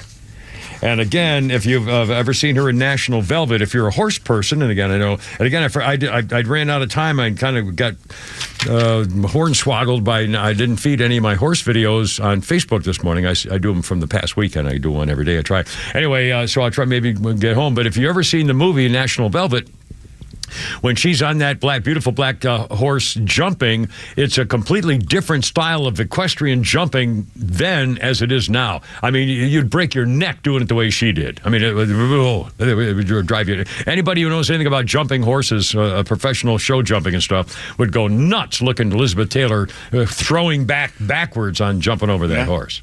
I have a question. Yeah. Do they make the horses stand still when you jump over them, or is it the horse moving? No. See, the jumping, it's like, could I leap higher than the Empire State Building? Absolutely. The Empire State Building can't leap at all. So that's true. Thank you. 408. By the way, I'm not going to talk about Jeffrey Epstein for a while here. We'll talk about them. Oh, let's do this. Flounder just found, and I've got, again, Now here's the thing. Here, I can take the wheel. Well, now here's the thing. We had it on the story of Joe Rogan's podcast. So Joe Rogan, I guess it was a week or so ago, had Taylor Sheridan on, and he was on that show Sons of Anarchy. Right. And he talks to Joe Rogan about if he had ever listened or heard of Paul Harvey's If I Were the Devil. Which we mentioned the other day about the way to destroy society. And we were talking about how culture has changed in America and really in just the last few decades, things that we would never even have thought about talking about or being part of our society today. And Joe Rogan, he had a guy mentioning that. Yeah, article. So they ended up, on the podcast, their producer put it on and Joe Rogan listened to it, and we can listen to it right here and then get Joe Rogan's reaction. Here's what Joe said. Yeah. If I were the devil, if I were the prince of darkness, I'd want to engulf the whole world in darkness, and I'd have a third of its real estate and 4/5 of its population, but I wouldn't be happy until I had seized the ripest apple on the tree. So I'd set about, however necessary, to take over the United States. I'd subvert the churches first. I'd begin with a campaign of whispers. With the wisdom of a serpent, I would whisper to you as I whispered to Eve, do as you please. To the young, I would whisper that the Bible is a myth. I would convince them that man created God instead of the other way around. I would confide that what's bad is good and what's good is square. And the old I would teach to pray after me, Our Father, which art in Washington. And then I'd get organized. I'd educate authors in how to make lurid literature exciting so that anything else would appear dull and uninteresting. I'd threaten TV with dirtier movies and vice versa. I'd peddle narcotics to whom I could. I'd sell alcohol to ladies and gentlemen of distinction. I'd tranquilize the rest with pills. If I were the devil, I'd soon have families at war with themselves, churches at war with themselves, and nations at war with themselves, until each in its turn was consumed. And with promises of higher ratings, I'd have mesmerizing media fanning the flames. If I were the devil, I would encourage schools to refine young intellects, but neglect to discipline emotions. Just let those run wild. Until before you knew it, you'd have to have drug-sniffing dogs and metal detectors at every schoolhouse door. Within a decade, I'd have prisons overflowing. I'd have judges promoting pornography. Soon I could evict God from the courthouse, then from the schoolhouse, and then from the houses of Congress. And in his own churches, I would substitute psychology for religion and deify science. I would lure priests and pastors into misusing boys and girls and church money. If I were the devil, I'd make the symbol of Easter an egg and the symbol of Christmas a bottle. If I were the devil, I'd take from those who have and give to those who wanted until I had killed the incentive of the ambitious. And what'll you bet? I couldn't get whole states to promote gambling as the way to get rich. I would caution against extremes in hard work, in patriotism, in moral conduct. I would convince the young that marriage is old-fashioned, that swinging is more fun, that what you see on TV is the way to be. And thus I could undress you in public, and I could lure you into bed with diseases for which there is no cure. In other words, if I were the devil, I'd just keep right on doing what he's doing. Paul Harvey. Good day. Wow. Then, they say the devil's greatest trick is convincing people he's not real. Now, this was again played for Joe Rogan on his podcast. Check out Joe Rogan had never heard this. Of course, we know people of that age. What is he, 40? He's 40. He had heard of Paul Harvey, but he had never heard this. Yeah. Guys my age have heard it. Pete's heard it because we played it on the radio before. I've heard it because I've worked with you guys. With radio. But if you hadn't, you probably would never. And this is what, 1952 maybe or something? And when you listen to that, he's so ahead of his time. Yeah. And here's how Joe Rogan reacted on that podcast. What year was that? Holy 1965. That's amazing. 65. Wow. Mind blown. Unbelievable. 413. By the way, we got two. You want to take them or at least start? Let's do that. We have a phone call, 404-741-1230. First up is Rocco. Rocco, you're on the radio, man. How's it going? What's up? All right, Kimmer. Hey, listen, I just endured that senile old decrepit dementia patient ranting and raving. Oh, You the talk speech? about a lie. Yes, and convincing people of stuff that wasn't true. Kimber, he got on there again and said that 9 police officers were killed on January 6th. This is a man, Kimber, who was not in the continental United States on 9/11.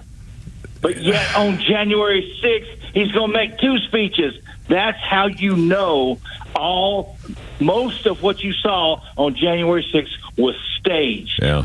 It was set up to prevent Donald Trump from getting in office again, and he said it over and over and over today. We can't let him in again. Yeah. So what does that mean? Yeah, What does that mean, Kimmer? If they can't let him in, do whatever you got to do to prevent him. I know it. We can't give up I'm telling you, Rocco. You are so right. We cannot give up the fight. And again, we'll come right back and hold us at 414. This is the same guy. I mean, 6 cops. Now, what do you say? 9 cops dead. Here we go again. Coming back with that. And Victor, Stan, your calls next too with the Kimmer, Pete, and Flounder 414. There you go.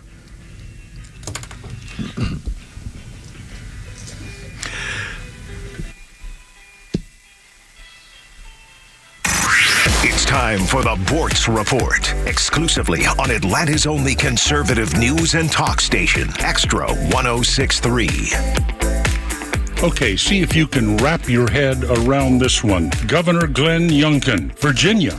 He is proposing a bill in Virginia to, listen to this, eliminate the withholding of any recognition, award, or post-secondary scholarship eligibility earned by Virginia students. The governor says parents and students will be notified immediately about these honors. Now wait, you need a law in Virginia that compels Virginia government schools to tell students and their parents that the students have won awards, scholarship awards? What? Okay, the reason here is that word I've been warning you about for a year, equity. Merit is not a part of equity. Equity means everybody must have an equal outcome. Decisions based on merit do not lead to equal outcomes. One lady in Virginia discovered a couple of years ago that her son had been recognized as a National Merit Scholar. Only a handful of kids across the country get this, but her son's high school did not tell him or her. And they withheld that information on purpose. If she had found out about this information on time, it could have helped get her son into a better college. Her son missed out on scholarships because they weren't aware of the award that he had won. I will never stop hammering you on the disastrous consequences of handing your children over to the government to be educated. In many cases, your children now are in a system where all the so-called educators want is for him or her to be just like everybody else. Equity. Disgusting. Neil Bart's Extra 106.3. I feel like I need a megaphone. Attention, small business owners. Hey, it's Tug. How nervous are you about the roller coaster ride that we're on? Recession, inflation, high interest rates, and the most recent of issues, the banking crisis. If it wasn't tough enough already to get a small business loan from the mega banks, now it's going to be virtually impossible. That's why you want to reach out to my friends at First Liberty Building and Loan. FirstLibertyGA.com. The Frost family, they can say yes when the big banks say no. And now they're saying yes more than ever before. And they don't just work in Georgia, they work in all 50 states. So whether you want to buy a franchise or build a new building and you need $250,000 or more in financing fast, go to FirstLibertyGA.com. Fill out the simple form and in minutes you'll know if you're a fit for their program. First Liberty Building and Loan have backed hundreds of Georgia businesses. They can be your secret weapon too. First Liberty Building and Loan. FirstLibertyGA.com. That's FirstLibertyGA.com.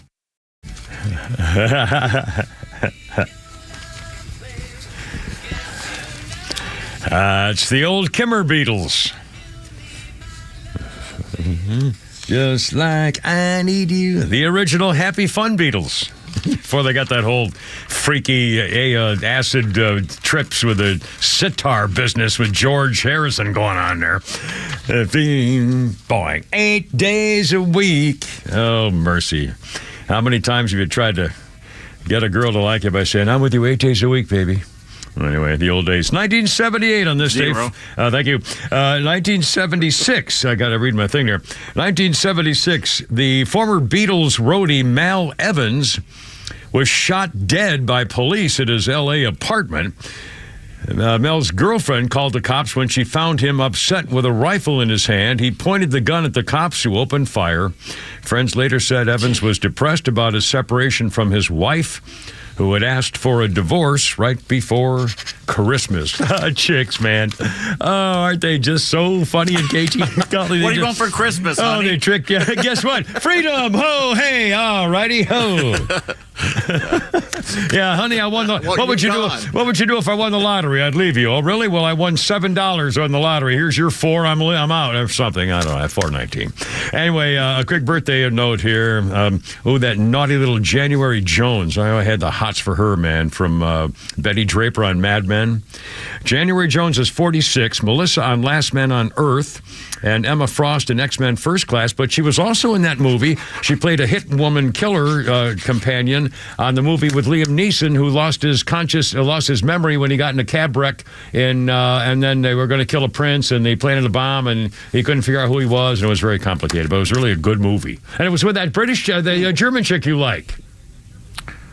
It sounds like every other Liam Neeson movie. I know. They all involve guns and killing, and But this was one with that German chick. He befriended that German chick, Diane Kruger. And I can't remember the name of the movie. It was like a memory loss movie, and then he was a hitman and didn't know it until he tried to figure it out. Anyway, and January Jones is 46. Was that me banging? I got it. Yes, I wonder. You're binking. All right. Well, I don't know who that is. Oh, my God. Somebody from Florida's Harley Davidson shop where when I was retired, I had some repair work done. And from 2005, they just texted me to see how my chopper's doing. My chopper's been dead for many years. If I ever hit the lottery, I'm going to pay. It'll probably cost me $12,000 to get it ready to go back on the road again because the engine died. It's a big Jim's 120 monster screaming eagle motor, and it's dead. So I don't have that. I don't have any money. But if I ever hit the lottery, I'm going to get some money to put that chopper back together and get a new motor on it and take it for one more spin and then give it to the Marine Corps or something. I've had a Marine Corps emblem on it. It's kind of a Marine Corps chopper. Anyway, 421. Let's see. Do I have a birthday here? I thought I did one, and I maybe. Oh, I did. What's your name? On this day in 1940, the Federal Communications Commission gets an earful. The commissioners hear a demonstration of FM radio. 1940 actually started broadcasting it the next year. But it wasn't even in cars until like the mid-70s, if I remember correctly. Anyway, how you doing? Kimber, Pete, and Flounder, 422. Hold on. I think I got an update. Real quick, we got Victor on the line. He wanted to talk to you about Trump. Excellent. Victor, you're on the radio, man. Thanks for holding. I really appreciate your patience. Yes, sir. Hey, Kimber, it's my pleasure. First of all, Paul Harvey was a genius. I have a podcast, and he was one of the biggest inspirations for me doing it because I grew up with my parents listening to him in the morning. So he's great. And whichever one of you guys put on Iron Maiden, you guys rock. That's one of the greatest bands ever. That's Flounder. That's Mr. Flounder, our musical director. Flounder has great taste. Yes, he does. We would get along great. Listen, I wanted to tell you, and I wanted your listeners to know, I'm of Mexican descent. I grew up watching my father, who came here, couldn't speak a word of English, worked as a janitor, cleaning hospital beds, and a waiter and busboy. I watched him live the American dream. And when people ask me if I can support Trump, you bet your I can't say on air I support Trump. I would crawl through glass to vote for this guy.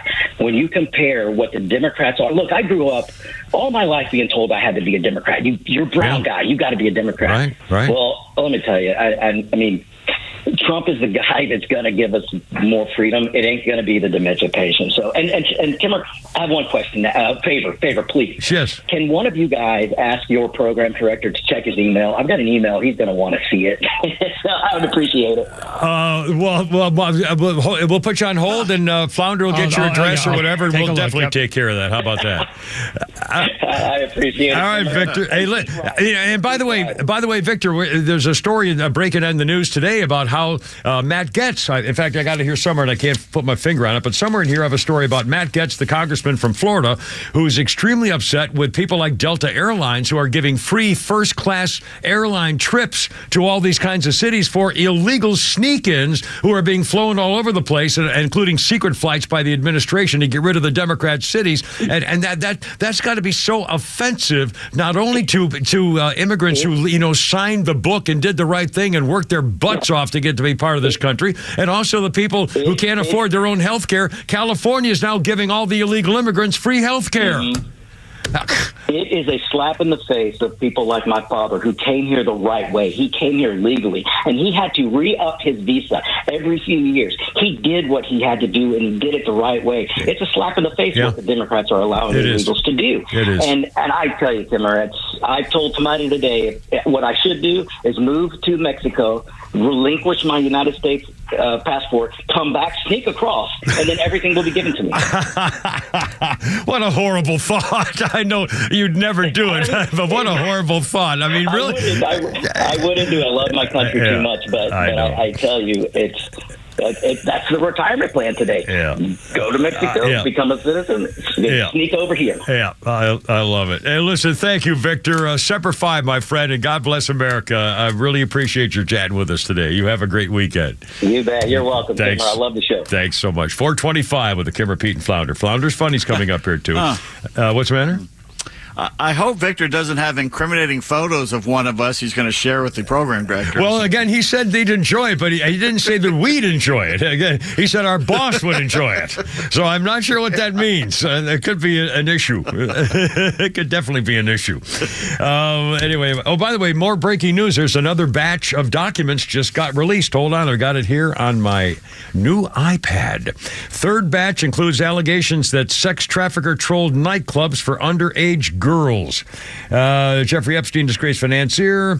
Deposition of a driver for Epstein and Ghislaine Maxwell, former boyfriend of Epstein accuser Virginia Jeffrey, claimed that he was tasked with driving girls to the mansion. Looked like they were about 16, and every time he dropped them off, Epstein would pay him $200 apiece.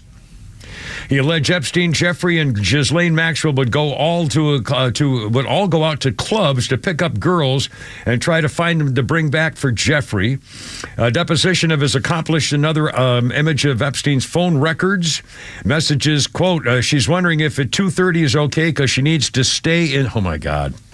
It's a message from a high school girl who left a message about when to show up at his mansion. She says she's wondering if 2:30 is okay because she needs to stay in school.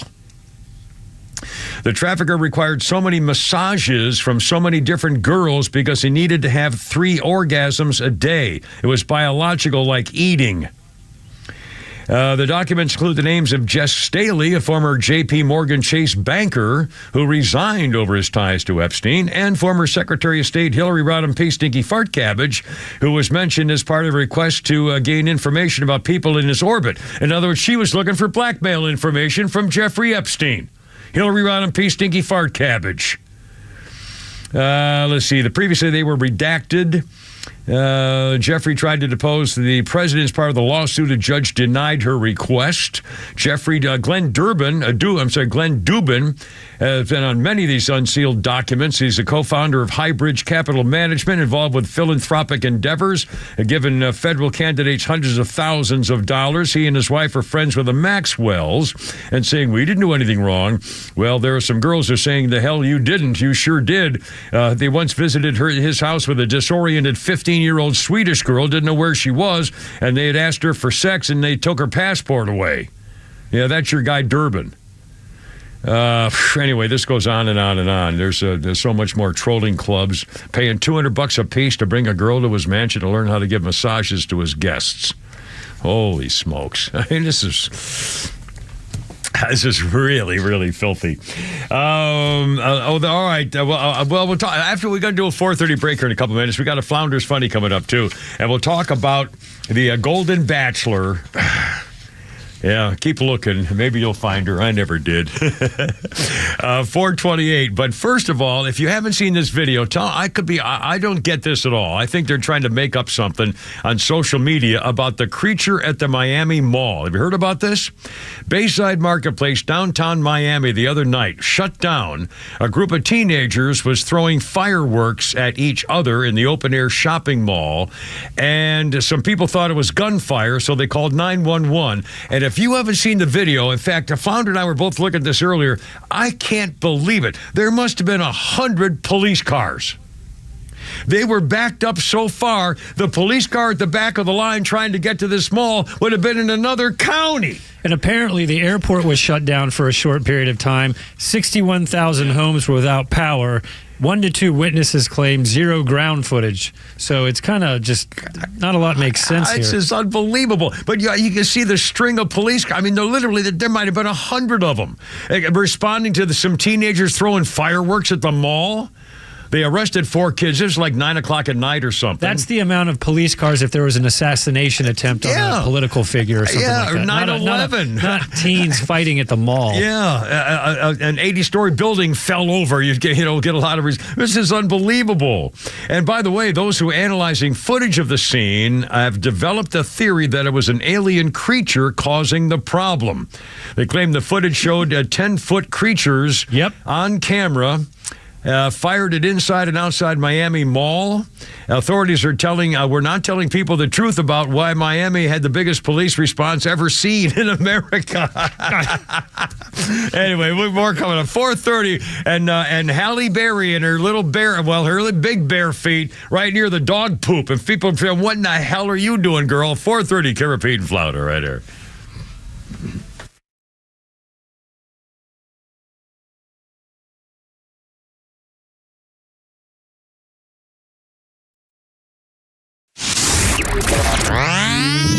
Your drive home just got a lot better because the Kimmer is back on the air. Hello, I'm Marilyn Perkins. I'll be sitting up here very safely while Jim goes down to wrestle an enraged alligator. That's Future of Omaha. This is National Geographic. National Geographic. Claude Justo or whatever that guy's name is. Claude Justo. Yeah, it was the undersea world of Claude Justo. Claude Justo and his young son. he would only take the ship right off of the Haifa. He would take it off the Eastern Mediterranean off Haifa. Claude Justo. Kimmer and Pete are back every afternoon from 3 to 6 p.m. on Extra 106.3. I enjoy a good night's sleep, and I like to breathe while I'm sleeping. My wife appreciates that, too. That's why I wear a CPAP. You want the right machine. You want expert advice. You want all the supplies that go with it. You get it all at CPAPs, etc. in Alpharetta. Machines, masks, tubing, filters, cleaning supplies, all of it, and they ship nationwide. Walk-ins, by the way, are welcome. CPAPs, etc. Alpharetta, CPAPSETC.com. Horizon Background Screening is a fully licensed and insured private investigations firm that focuses on litigation support for law firms, criminal defense cases, and background investigations. We are also FCRA compliant and process pre-employment background checks, tenant screening, and background checks for volunteer organizations. Whether your business is a law firm needing anything from scene investigations to witness interviews, or a company that requires pre-employment background checks, we have the experience you need. Visit horizonscreening.com to learn more. That's horizonscreening.com. Hey, Atlanta, it's Tug. Get ready to kick winter to the curb with Central Heating and Air Conditioning. Picture this, a home where cold can't touch you, where warmth and comfort reign supreme. That's the promise of Central Heating and Air Conditioning. And now, for a limited time, Central is offering up to $2,000 in rebates on qualifying Carrier systems. Yes, you heard right, up to $2,000 in your pocket. Why settle for cold when you can bask in the warmth of a brand new Carrier system? It's not just about comfort, it's about savings too. Central Heating and Air Conditioning is committed to bringing you the best in heating and air solutions. They're not just keeping your homes warm, warm, they're keeping your pockets happy too. So, Atlanta, don't let the chill catch you off guard. Upgrade your old system today. Call them now at 770-GET-HEAT. That's 770-GET-HEAT. Central Heating and Air Conditioning, your Atlanta carrier experts, are standing by to make your winter cozier than ever. When it comes to comfort and savings, nobody does it better than Central, where warmth meets excellence. We're smart, we care, we're Central Heating and Air. Your home is so much more than the place you live. It's an investment tool as well. And you can put that tool to use and access the equity that you have as cash to pay off those high-interest credit cards. Did you know the average credit card rate now is hovering around 25%? Some people are paying in 30+ every single month. I mean, it's insane. If you're not paying that debt off in full every month, those fees are adding up, and you just can't let that happen, which is why you need to look at your spending, your financing, your debt. Better yet, let American Financing do that for you. This is a family-owned mortgage lender. They're not a bank. You're important to them. There's no pressure, no upfront or hidden fees. If you call them today, you might be able to close in as fast as 10 days and even delay 2 mortgage payments. They're saving homeowners just like you an average of $826 a month. That could be life-changing. So call today, 800-906-2440, 800-906-2440, AmericanFinancing.net. American Financing, NMLS 182334, www.nmlsconsumeraccess.org.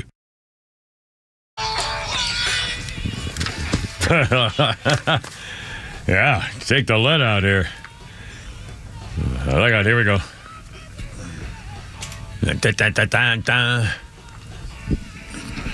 Yes. Oh, my.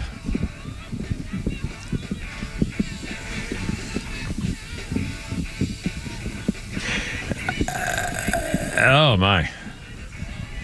Communication breakdown, is that what that said? Oh.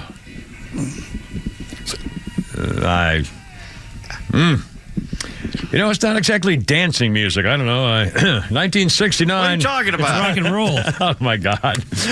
Honestly, I could no longer imagine me standing at a concert or sitting at a concert and enjoying the shrieking of this particular tone. I mean, I'm sorry. I can't. There's no enjoyment in there. What was the last concert you went to? The last concert Perry Como. went to, was with you and Wayne No Offense at the Rolling Stones. In Atlanta. That was, 1998 maybe, or 2001 or 2? You say you were with me, but you guys were up in the nosebleed, and I was in the 6th row. Well, that's true. Okay. Yeah, we weren't really together. Same building. The same building, yeah. It wasn't exactly the same. We parked next to each other. You didn't get to go backstage with me and meet one of the Stones. The girls and the groupies who were saying, well, I can do you, and then she can do you later. Okay. 4:36 here with the Cameron Pete and Flounder. Hey, Led Zeppelin on this day in 1969, during their first North American tour, played the last of 4 nights on this day at Whiskey A Go-Go in Los Angeles. Alice Cooper was the opening act. Led Zeppelin was billed as Led Zeppelin featuring Jimmy Page, formerly of the Yardbirds. That's how they billed him, that whole title. Let's see, birthday list. Bradley Cooper, the actor, 49, A Star is Born, American Sniper, Phil in the Hangover movies, Rocket Raccoon in Guardians of the Galaxy. Wasn't he in one of those dancing movies with that girl who was so popular? Was in the Shoot Your Girl with an Arrow, the girls who shoot kids with arrows. What was her? You're thinking about that one with De Niro, where they were crazy people in Philadelphia. No. The girl who shot children with an arrow and won the Mardine Barvinas, whatever her freaking name was, for the story with a little. They have a challenge every year, and the kids have to go kill each other and see who wins. Jennifer Lawrence, yeah. Well, yeah. Jennifer Lawrence played a ballet girl, and her dancing partner, I think, was Bradley Cooper, but I could be wrong. It was a famous actor, and I can't remember which one it was, but it might have been Bradley. The Bradley Cooper movie I know with her is the one in Philadelphia with De Niro, where they're people with mental issues or something. Oh, I don't know about that one. Anyway, Bradley Cooper's 49. I got distracted. I'm sorry. I was trying to give more information than I was frequently possessing at the time. I figure if I keep talking, it might pop out. I mean, by the way, this was a horrible day in 1945 on this day. I just saw this on part of a History Channel remembrance of World War II. 45, this day, Japan was losing the war, and most of their top pilots had already been killed. So they decided to go out with a bang. On this day in 1945, the kamikaze pilot was born. Really no training. They just had to learn enough to take off and how to aim it. They were gung-ho enough to be deliberately aiming the aircraft loaded with explosives into ships. At Okinawa, the kamikazes sank 30 ships and killed 5,000 Americans. And you've seen video of them. They were coming right at the butt. That's what they did. Yeah. They had a design. They had a design for a jet where they would actually seal the kamikaze pilot in the plane so he couldn't get out. So he had to die. Yeah. In case they change their mind at the last minute or something, I'm assuming. By the way, a quick update on a Trump challenge on the ballot coming up in a second. In fact, hell, let's do it right now. I just pulled it up on my iPad. I'm using my iPad at work now. I got to bring it a little closer. Here we go. A Wyoming judge has dismissed a lawsuit to block Donald Trump and the Republican congressional girl from election ballots, sparking a celebration from the Wyoming Secretary of State, who's a Republican, Chuck Gray. I'm extremely pleased with the judge's decision to dismiss the outrageously wrong and repugnant lawsuit to remove Donald Trump and Cynthia Loomis from the ballot in Wyoming. I've been working hard to make sure Donald Trump will be able to be on the ballot. I'm happy our motion to dismiss was granted. Let's see. They're going after him at every freaking state. The Supreme Court's got to do something about this. Come on, you're killing me. I mean, that's why we're supposed to have a Supreme. I guess they have to be officially asked or deposed or something. But anyway. All right, 4:40 here with the Kimmer, Pete, and Flounder. And the Golden Bachelor show is on. Hold everything. But first of all, I must have forgotten something. Flounder, what do you got in here for us? Flounder's funny right here. Flounder's funny. Here we go. Using a public bathroom and being comfortable is not a real experience anyone has. There's no reason to take that fight to the Supreme Court. Like, the justices are in their 80s. They have enough of their own bathroom issues to deal with. But that's what we're fighting about. Like, transgender women don't want to use the men's room, and then a lot of other women don't want those transgender people in their bathroom because they're biologically men. So what it all comes down to is no one wants to use the bathroom with men. Like, as divisive as the issue is, we all agree that men and their bodies are disgusting. And it's true, men's bodies are way more disgusting than women's bodies. Just look at the sexy outfits people wear. Sexiest thing a woman can wear is lingerie, which is basically nothing at all. Sexiest thing a man can wear is a 3-piece suit. Just layers and layers of material covering every inch of his horrible body. Then, just to be safe, it's tied around his neck to make sure it doesn't fall off. Is that guy Nickerson? No, this is a gentleman by the name of Adam Yenzer. He sounds like the guy you did the other night. They all kind of had like kind of a little more high-pitched voice. And it's almost kind of a gay twang to it. It's kind of like not effeminate necessarily, but, it's kind of got a style to it. It was kind of like artistic. Kind of. Yeah, it was kind of artistic or, theatrical and so forth. I didn't really mean to say light gay. Light and the loafers. Light and the loafers. Well, technically gay means happy. Gay means happy and light and carefree. And who's the guy? This guy Nickerson, by the way, I think he's when you said he had a whole bunch of him. As far as I'm concerned. His name is Dustin Nickerson. Dustin Nickerson. As far as I'm concerned, we could play him once an hour until we run out of them. I mean, funny stuff is funny stuff.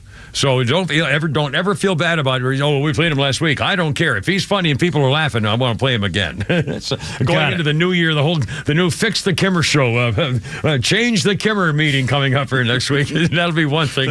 Play our favorite comedians every freaking hour, just because that's the way Real it's got to quick, go. we got Sam on the line. He wants to. He listened to Biden's speech and he wants to. Again, I saw him on TV, but we were in breaks and stuff, and it looked like he started his screaming campaign where he's yelling about how MAGA Republicans are a danger to America or something. Let's find out. And this, did you say this was Danny? Sam, I'm sorry. Sam, you're on the radio. Thank you for calling. What's up, sir?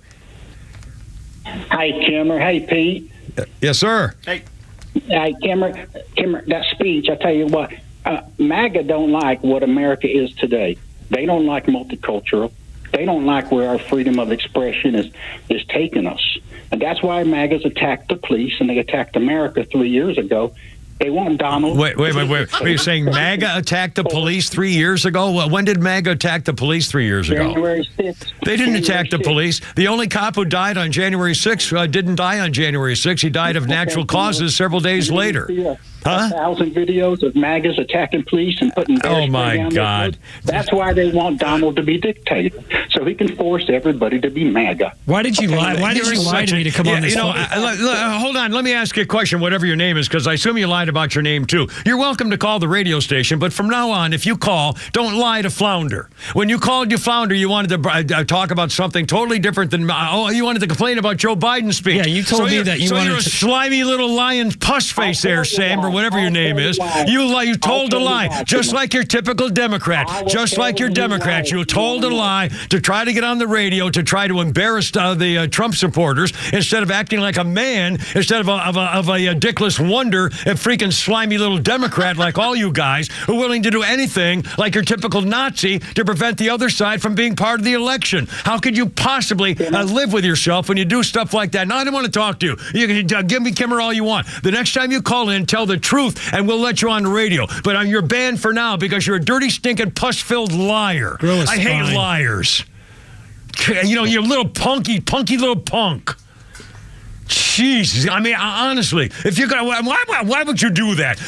You know, you want to get on the radio. I guess you're so afraid that if you say you hate Donald Trump, that we wouldn't let you on. I'll tell you what, if you hate Donald Trump, we'll let you on. And after we get tired of you with your typical spiel about the insurrection and all the cops dying, you know, and again, apparently President White Trash actually once again said like 9 police officers died on the so-called insurrection day, the mostly peaceful Ashley Babbitt day. What a crock. That man is a scumbag. I mean, he's a danger to America. Screaming and yelling about MAGA Republicans being the most dangerous thing facing our country today. Give me a break. You had me a dickless wonder. It's true, the man has no...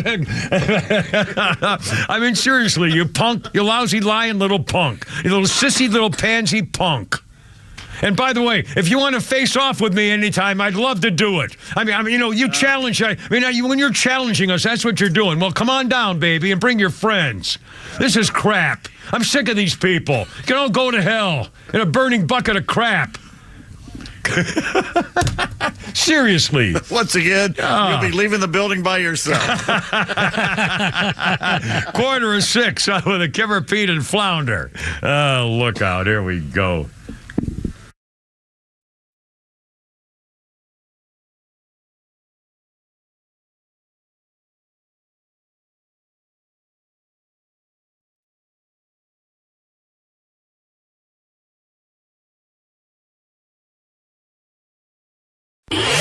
Your drive home has never been better. The Kimmer Show is live every afternoon from 3 to 6 p.m. And here's what you missed. Nobody talks about it, or very rarely, say it again. The Second Amendment does not say you have the right to own a gun. The Second Amendment says the government does not have the right to take it away from you. The Kimmer, Pete, and Flounder are only on Extra 106.3 FM. And listen anytime on the Extra app. When you own a business, you know where you're going. But there's always one question on your mind. How do I get there? With Piedmont Bank as your banking partner, your business has the support and financial expertise to bring you clear answers to that question. Because the heart of Piedmont Bank is built on professional insight, experience, and personalized financial solutions. So let's start a conversation and get you to wherever there is for you. Find a location near you at Piedmont.bank. Member FDIC and equal housing lender. The 15th annual Polar Plunge is coming, and we need your help. Right now, you can help raise money for Special Olympics Georgia athletes to provide year-round sports training and athletic competitions in a variety of different sports. If your company would like to get involved, log on today and learn more about our sponsorship opportunities at SpecialOlympicsGA.org. All proceeds raised will benefit the 17,731 athletes of Special Olympics Georgia. Get more info at SpecialOlympicsGA.org. This is a special alert to all Americans who own a vehicle with less than 200,000 miles with an auto warranty about to expire or with no warranty coverage at all. Due to a decline in the economy, CarShield is announcing a low-cost month-to-month vehicle protection plan that is now available to the public to save any driver out-of-pocket expenses on future auto repairs. Call now to find out how you can pay almost nothing for covered auto repairs. Yes, you heard that correctly. Pay almost nothing for covered auto repairs. An open phone line has been established for all drivers to call for a free quick quote. Call 800-350-6946 now. Drivers who are covered will not have to pay for covered repairs again. This protection plan is at an all-time low. Additionally, drivers who activate this vehicle protection today will also receive free roadside assistance, free towing, and car rental options at no additional cost. Call us for your free quick quote today. 800-350-6946. That's 800-350-6946. What do you have to lose? Call 800-350-6946. Again, 800-350-6946. It's January 5th, and this is your Fox Daily Snapshot. It's National Screenwriters Day, and if you ask actor Ryan Reynolds, screenwriters are unsung heroes. It's a hugely undervalued asset in Hollywood. They are the architects. They make us look good. So grab your laptop, head to your closest coffee shop, and start typing away. Who knows, someday Ryan Reynolds may talk about you. Also on this date, Henry Ford doubled the per-day wage for most of his workers from $2.40 for a 9-hour day to $5 for an 8-hour day in 1914. Legendary Dodgers player Jackie Robinson announced his retirement in 1957. If it's your birthday today, you share it with King C. Gillette, the inventor of inexpensive and disposable razors, born in 1855. And REO Speedwagon drummer Brian Hitt, born in 1954. I'm Tushar Saxena, and that's your Fox Daily Snapshot.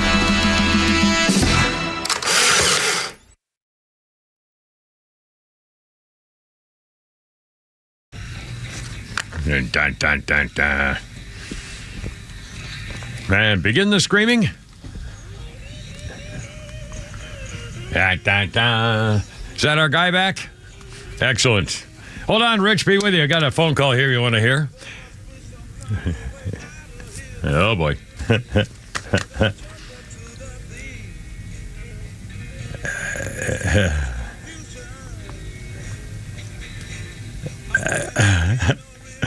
See, it's really funny. I mean, obviously, Jimi Hendrix, huge talent, enormous crowd love for the guy, and I can no more see me holding on to my girlfriend, swaying with the music or something, enjoying. You know what I mean? It's This is probably maybe one of the only songs that the cover might be better than the original. Really? 1968 on this day, Jimi Hendrix got thrown in jail for the day in Stockholm, Sweden. Apparently, he got drunk and then went berserk in his hotel room at the Goldberg Hotel and destroyed everything. By the way, when I was in Colorado visiting my kids and the grandkids, one of the things Sarah organized for us, I mentioned we did the Family Feud skill thing where you try to guess things on Family Feud contest, where with you actual stuff. Anyway, but the other thing she was going to have us do was either hatchet throwing, or axe throwing, or yeah. And she said, I've never. Have you ever done axe throwing? Pete, have you ever done axe throwing? No. Flounder, I'd love to. Have you ever done? Now it's a new thing. You can go. I've never done it, but it looks fun. Well, Sarah said, she said she was thinking about doing that. Of course, we had the young kids with us, so it's kind of a little hard with little kids. But she said the problem, you may not realize, it's hard. And it takes effort. I mean, it really is a thing. But it looks fun as hell. See if you can figure out how to do it. I want to know, when you went before the state board of whatever you get to get a license, and you said, we want some game where we throw axes. Okay, all right, okay, we'll let you do that. Yeah. How many couples? We also want to serve alcohol. Yeah, we don't have to go drinking. I mean, imagine. I mean, it must have gone nuts. The insurance premiums must be outrageous. You must have to sign 9 pages of documents. I mean, you could drop it on your foot and cut your foot off. You see the videos all the time. Go on YouTube and look it up, of these women that are drunk, and they put it behind them, and it flies behind them into the crowd. Yeah, it's And the other thing she thought about doing was either that, or the Family Feud, or the axe throwing, or the Smash House, where you go and you cover yourself with a helmet and goggles and then break everything in the house. You take a hatchet and a hammer and you destroy everything that lamps and objects and furniture and glassware and whatever's in the room. And you should have done that. Yeah, and it's just you smash whatever's in there. You smash it to smithereens, like I did when we tore down my house in Brookhaven, and I let all our neighbors come in I gave them all crowbars and hammers and stuff. I said, go smash everything: toilets, windows, sinks. Anyway, where was I? Oh, now we still have our friend. Do we have Rich back? Is Rich with us? Rich, you're on the radio. Thanks for calling. Happy Friday, sir. What's going on? Not much. I appreciate you coming back on the radio. Thank you. I've been listening to you since I've been about 10 years old. And oh, wow. Loved you ever since. Well, thank you very much. We're all flattered. We're all flattered. But we got to correct that libtard Democrat because they don't understand that Nancy Pelosi and her loons wanted to cover up what they really brought down there to the Capitol. And a lot of people don't know this, but they brought buses in of Antifa and Black Lives Matter wearing MAGA shit to basically go up there and basically put all this show on. Yeah. And then blame it on the MAGA people. Yeah. So, they were there, but they don't want to they don't want to tell the facts. But if you look on the cameras up there, you can see these people coming from probably about 2 or 3 football fields away, coming to the Capitol to be with the MAGA people to cause more stir. Yeah. Right there in front. And it was also Nancy Pelosi, Rich, as I'm sure you know, was the one who decided not to have a police presence and not to block them and not to have from the National Guard or anybody else. They deliberately wanted something bad to happen, and they got there. Of course, it did. It was nowhere near what you would think people think about the January 6th insurrection, so-called insurrection. If there had been an insurrection, there had been bodies everywhere. It was no insurrection. The only person who got killed was an innocent woman who got shot in the neck by a rogue cop. Yeah, she was from Kennesaw. Yeah. Oh, she was from Kennesaw? Exactly. She was from Kennesaw. She went up there just to have a peaceful protest, and that shit happened. We got to watch. Got careful on some of your strikes in your round. Sorry, I mean I dumped them, but yeah. Okay. Well, there was a couple of words we really aren't allowed to say on the radio. So. On his point, In Wokeness says, they want you to believe that the most armed demographic in the U.S. tried to overthrow the government without any guns. Yeah, nobody took a weapon. Whoops. I mean, it's just, it's outrageous. And of course, the anniversary is tomorrow. And so President White Trash did his speech today, and I didn't hear it. I saw him. It looked like he was ready to screaming at the crowd when he goes off on his tangents about the MAGA Republicans. And I haven't heard any sound bites from it yet, but I guarantee that's what it was. And I'm glad I didn't see it because it would have just made me angry. It would just here we go again. These dirty, stinking liars. All right, enough of that for a second. 4:55. Kimmer Pete. Wait, one more thing. Yeah. Joe Biden said, Jill and I attended the funerals of police officers who died as a result of January 6th. Gee, sir, there was no police officer who died as a result of January 6th. And we just talked about this yesterday and the day before. The federal judge has thrown out the civil suit charges against Donald Trump for causing the death of that police officer because the judge said in court, and so did the coroner, the cop died of natural causes. He had a bunch of strokes, had nothing to do with the January 6th business, and he was not killed with a fire extinguisher. Nobody died except an innocent woman protester. And again, if that had been a Democrat who was supporting a Democrat issue and it had been a Republican rogue cop who killed her, it would have been another George Floyd. We'd still be having protests about it. But nobody gives a damn about it. Have you heard any Democrat, have you heard the president say no protester should be shot in the neck for peacefully protesting about their country? Has anyone, and Democrat ever said that? Because they don't believe it. Only Democrats ought to be allowed to protest for their country or against their country. Oh, my God. I mean, it's just totally freaking outrageous. And they aren't stopping. And here we go again. And I'll tell you what, if he shows up on the news tonight when I'm home doing stuff, I'm not going to watch it. It'll just make me angry. Why would I do that to myself? I was angry enough watching the live wedding last night of the golden stinking Bachlor. Sorry, I will not do any yelling. Again, everybody will look like they were having a good time. I have some problems with it. I don't think weddings should be like that. I guess the second one around, you can do whatever you want. But frankly, and again, I'm totally biased because after I'd been, my favorite ex-wife and I love her still, and she's my best. I'll do anything for her and her husband. We're great friends. I see him all the time, and we take vacations together. But after about 10 or 15 or 20 years after I'd been divorced, I was hoping to find a woman to spend the rest of my life with, and as it turns out, I never found her. So that's my bias, is that I'm in a position where I was, this is kind of like rubbing it in for me, basically, especially after what happened last year. It was a bad year for the Kimmer. Well, the Golden Bachelor alum, Susan Knowles, was the officiant for she performed the marriage ceremony for the couple, and she did a lot of laughing and goofing around, and I was kind of, I didn't like it. I thought it was wrong with Gary and Teresa getting married. They wrote their own vows.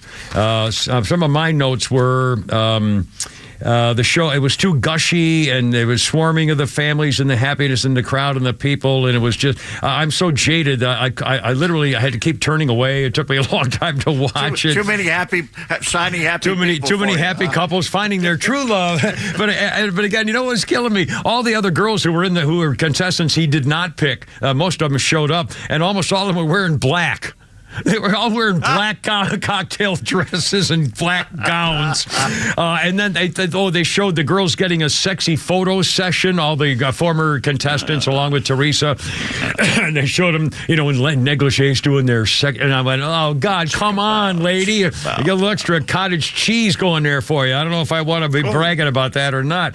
It made me cringe. And they were laughing and joking around. And I don't know. I guess they had to, because it was a live TV show and everybody was there, all the families and all the technicians. I mean, they're invited guests and so forth. So I guess they had to be all goofing around. I don't know. I'm jaded. It's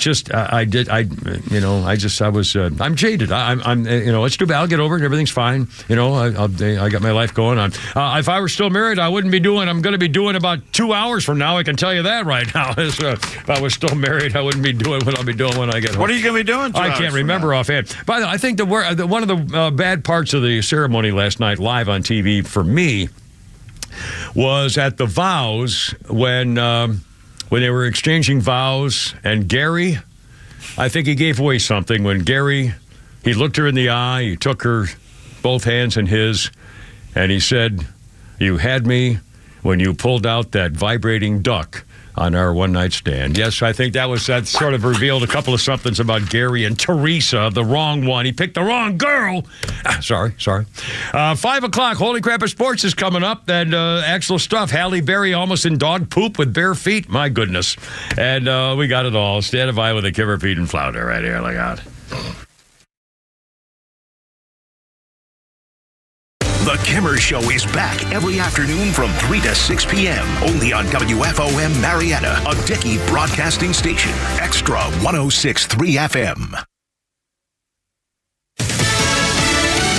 Shouting down the valley, I'm John Saucier, Fox News. Right near the site of Valley Forge in Pennsylvania, President Biden delivering his first speech of the year, an election speech, weighing in on the January 6th Capitol riot, his perceived threats to democracy, and former President Trump's efforts challenging the 2020 election results. Here's the president. Trump exhausted every legal avenue available to him to overturn the election. Every one. But the legal path just took Trump back to the truth. That I had won the election and he was a loser. On Monday, the president is planning to visit Charlottesville, Virginia to make remarks about political violence. Today does kick off a big weekend of campaigning for Republican presidential candidates just ahead of the Iowa caucuses. The first contest in the Iowa presidential race less than 2 weeks away in Iowa, with Republican candidates canvassing the state to win over voters. I'm asking you for your support. I'm looking forward to January 15th. Florida Governor Ron DeSantis, who's been endorsed by Iowa's governor with stops statewide today, as well as Asa Hutchinson and Nikki Haley, who addressed recent attack ads against her by DeSantis and President Donald Trump. Every one of those commercials is a lie. The former president, the GOP frontrunner, delivering remarks today at 2 stops in Iowa, in Sioux Center and Mason City. Jeff Manasso, Fox News. And Wisconsin's Democratic governor opposes keeping former President Trump off the ballot in that battleground state. In an interview Wednesday with the Associated Press, Governor Tony Evers saying that those who think he should be disqualified can, quote, vote against him. Evers' comments come with a planned filing of a lawsuit by Democratic activists aimed at keeping Trump off the ballot, arguing his involvement in the January 6th Capitol riot amounted to unconstitutional insurrection. Officials in Colorado and Maine, they've already banned Trump's name from primary election ballot. Trump asking the Supreme Court to overturn the Colorado decision. America's listening to Fox News. Don't let everyday aches and pains keep you from living your best life. I don't think I really understood what people meant when they talked about pain until I started feeling it myself. Start feeling better every day with Relief Factor, a daily supplement designed to support your body's fight against aches and pains. Not only do I move better without pain, I just feel better. Created by doctors, Relief Factor uses a unique formula of natural ingredients that target 4 metabolic pathways to address pain. Relief Factor doesn't just mask aches and pains, it helps reduce or even eliminate them. Today, I do the things I love, and it doesn't occur to me to think about pain. You can feel the difference all day, every day. Join the over 1 million people who have tried Relief Factor's 3-week Quick Start Kit. It's only $19.95. Visit ReliefFactor.com or call 1-800-4RELIEF. That's 1-800-4RELIEF. And feel the difference of Relief Factor.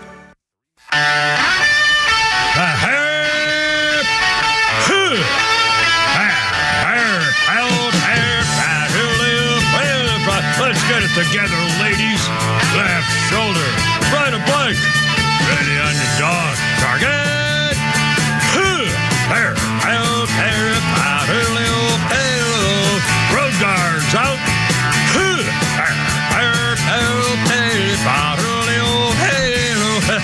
Look out.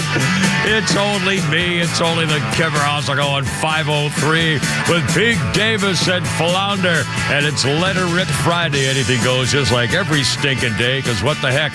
We're in charge and we're taking over till 6. Our phone number, 404-741-1230. 741-1230. We'll update you on the latest of the news and stuff. Wayne LaPierre just quit from the NRA because he's being sued and goes to court in a couple of days from the Letitia James thing in New York. David Soul passed away at the age of 80. We're going to play one of his hit songs, which he hated. He didn't want him to play it. I think he tried to stop him from playing it on the radio, if I'm not mistaken. So we got a couple personal things like that. And the latest on the FBI's collusion to try to help anybody but a Republican. They got caught again with evidence and so forth. And there's another release of documents. And President Showers with daughter, the crime family director, has just given another nasty, rotten speech. Thank God he didn't have the United States Marines in dress blues behind him with a Fires from Hell red background like he did before. My God. Honestly, they're just asking for trouble. Anyway, Pete Davis, Holy Crap at Sports is coming up. We also have Flounder's Funnies. We got a whole bunch of things here and some tweetaroonies and things like that. But first, the reaction, and I'm not going to play any sound bites from you heard a sound bite from President Showers with daughter a second ago from the Fox people. I'm not playing any of it. But Donald Trump listened to it and is firing back.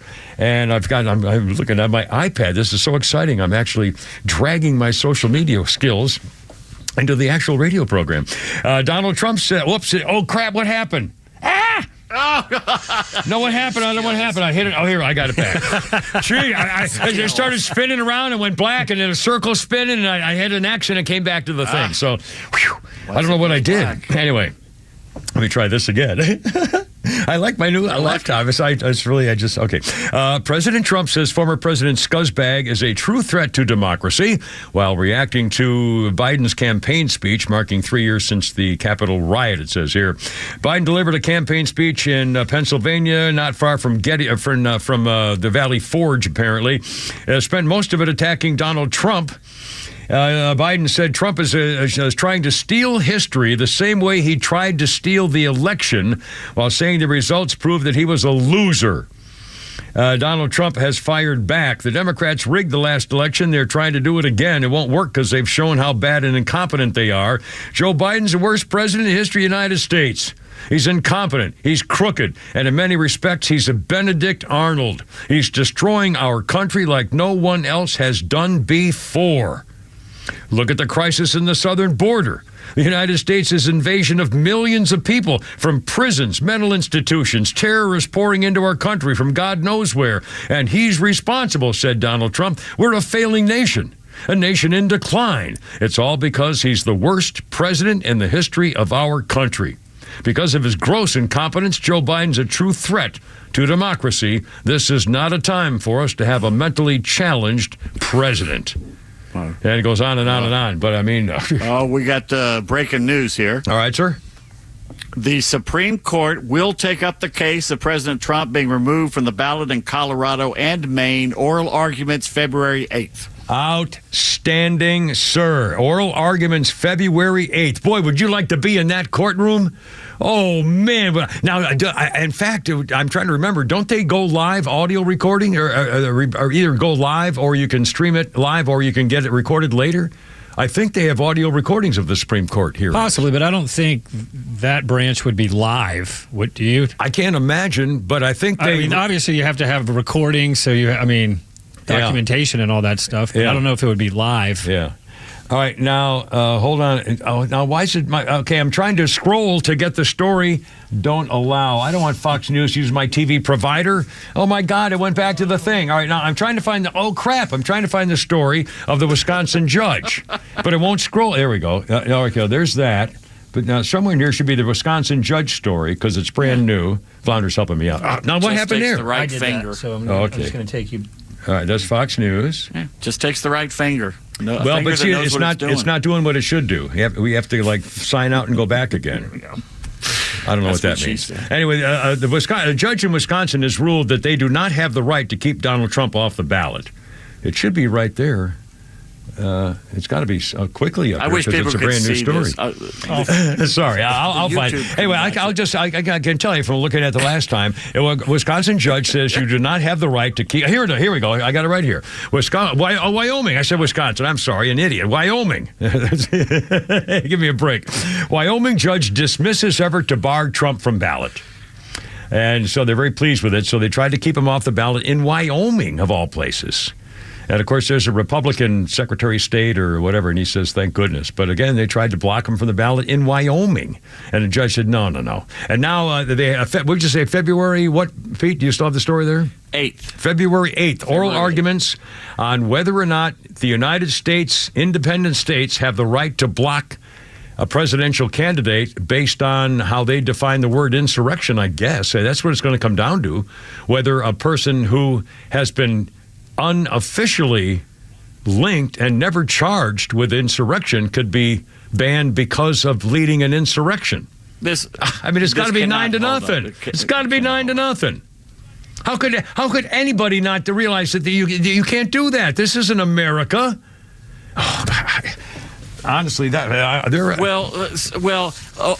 changed it. It went from rule of law to rule of man. Yeah. And now we got people on the Supreme Court that they're there because of Obama. Yeah. So what do you think they're going to vote? That's right. Well, you know that the black chick who was put on only because she's black and female, she's not going to go along with this unless she's got balls that I don't see. And the dumb one, the Kagan or which one of them is the dumb one chick. Sotomayor. Sotomayor, yeah. And I mean, I'll bet it's 7-2. I'll bet it's 7-2. Yeah. And it ought to be 9-0. So clearly ought to be 9-0. You can't pull this stuff. You can't do it. Anyway, FBI is getting demands now to release the hundreds of missing Epstein documents, including tapes and CDs and passports and pictures from his $51 million townhouse in New York.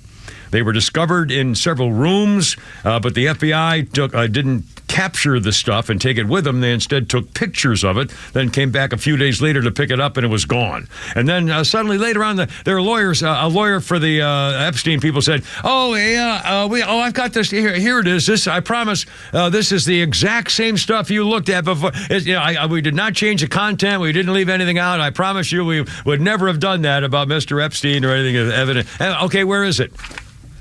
As if we speak right now, this minute, where is it? And why isn't it available? Why hasn't it been used in court to charge people with having sex with underage girls or being part of an international trafficking ring? I mean, I assume that if there's video of Bill Clinton having sex with a 14-year-old girl from Jamaica who was flown in to be his sex partner, my God. We hear patriarchy thrown about like prepositions. Yet when you have something here that literally looks like the patriarchy protecting men, not a peep out of the women's group. Yeah, duh. It's freaking unbelievable. And the Jeffrey Epstein thing. And again, now the latest on that is I don't know if I can get back to the top story in time. Maybe I can. Hold on. Yes, I can. I got the top story that just broke in. Jeffrey Epstein, the third batch of documents has just come out this afternoon, and they're showing showing that a driver for Epstein and Maxwell and the former boyfriend of Epstein's accuser, Virginia Joffrey, said that he was often tasked with driving girls to the mansion who looked about 15 or 16. Every time he dropped them off, Epstein would pay him $200 a piece. They would go around to clubs trying to find young girls and convince them to go back to the mansion to learn how to be giving massages, which meant having sex, basically. Anyway, that's the latest on the third batch was released just a moment ago. Also, the Babylon Bee has a couple more of the shocking revelations. Apparently, all the billionaires kept accidentally grabbing Bill Gates' boobs. Gates rumored to be cooking up a new virus to get revenge on him, though. You'll be happy to see. Apparently, Chris Christie was banned from the island after the buffet incident. Rumor has it that Christie made it possible the island was never able to fully restock the kitchen. So, and by the way, Stephen Hawking claimed to believe he was visiting Einstein Island. That's what Professor Hawking claimed to have only received a tire rotation while he was there. It had nothing to do with any of the good parts. And by the way, Babylon Bay, two quick headlines which you might find amusing. Hillary Clinton seen at Bass Pro Shops buying a new sniper rifle. And White House explains that Biden smeared suntan lotion on his sandwich and spread mayonnaise on his face, a simple mistake that could have happened to anybody, even somebody without dementia. That's why he looks so tan. All right, 5:13, holy crap, it's sports is next with Kimmer Pete and Flounder. Look out.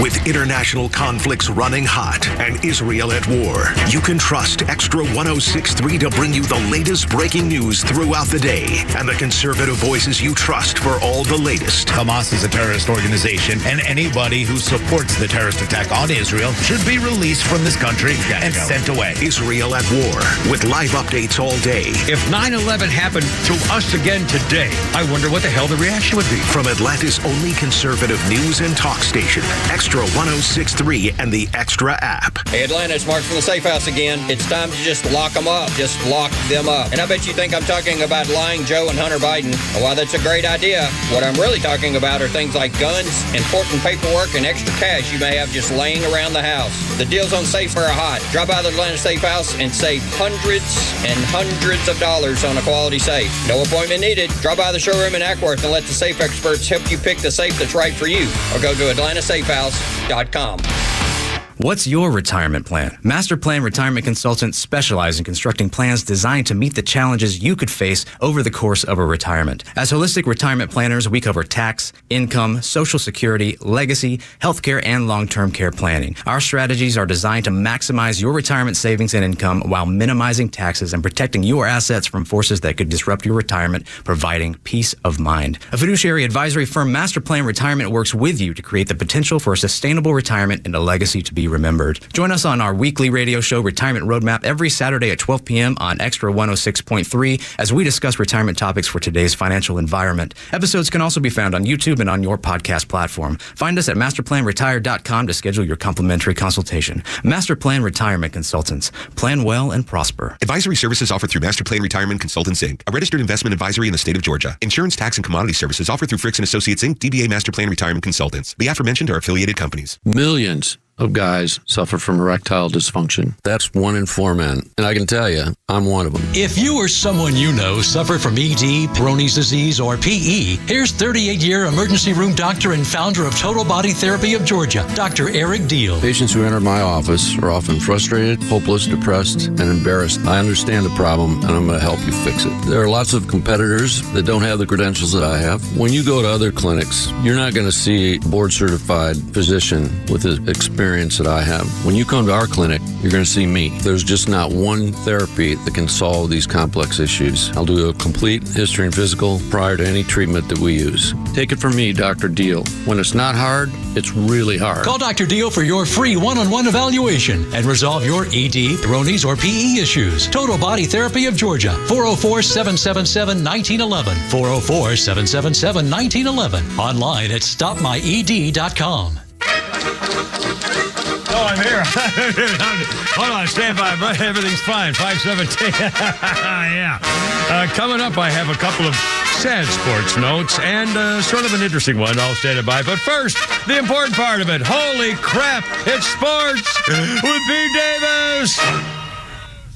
New Braves pitcher Chris Sale says his first autograph he got was a Braves player. Guess who? That Chris Sale got as he was he didn't say how old he was at the time. Probably Dale Murphy. Chipper. Close. Chipper Jones? Chipper Jones. So he got it as an adult then. It wasn't like he was a 10-year-old kid with the old Braves or something. Oh, no. I mean, come on. We're talking Chipper started in the mid-'90s. Yeah. Come on. Well, God, that was... Yeah, Chipper, was he 95? 30 years ago. Yeah. Well, God, he would have been then. He would have been like 5 years old. Oh, my God. Oh, this is so wrong. Hold on a minute. How is that possible? Feel old. Jeez. Oh, man. All right, good night, everybody. Yeah, see you around. Well, that's it from me. Okay, well, I hate to do this to you, to go from one sad story to the other, but we have to talk about the Falcons. Yes, we do, yes. They close out their season, or regular season, if you're delusional, in New Orleans on Sunday. AtlantaFalcons.com asked 7 NFL experts, including those from NFL.com, Sports Illustrated, CBS Sports, and Sporting News, who will win. How many of the 7 chose the Falcons? 1 or 0. You're Nostradamus. That's right. Just 1. Gilbert Manzano of SI is the lone crazy man that thinks that they're going to win in New Orleans. Well, didn't the Saints just have a great victory, or aren't they really showing some improvement with something with a new quarterback or a young kid or something or other, I think? Derek Carr showed out down in Tampa Bay, and they beat the Bucs. Derek Carr, No one thought they would. Yeah. Happy birthday to former Falcons great running back Warwick Dunn. He was a very nice guy, builds homes for people. Boy, he won awards for that. Not that he cared about the awards, but he was a real local community helper guy. Was it his mom? It still is. Wasn't it his mom and it was he did a lot of wonderful stuff. Warwick Dunn. Did you say it was his birthday? Yes. How old is he? Did you mention his age? I have no clue.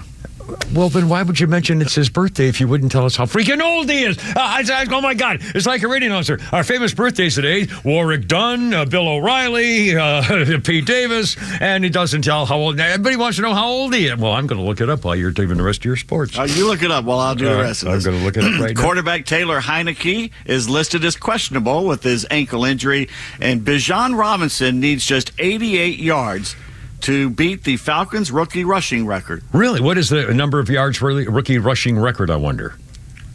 I don't know. Oh my God, I got to look that up, too. What was it? Warwick Dunn, first of all. Your homework assignment, should you choose to accept it. Warwick Dunn age. Warwick Dunn age. Hold everything. 49. Find it. Man was 49. 49. And what was the other question? The one Falcons rookie rushing record. Rookie rushing. Okay, you go ahead. Keep going, and I'll get this for you shortly. Okay.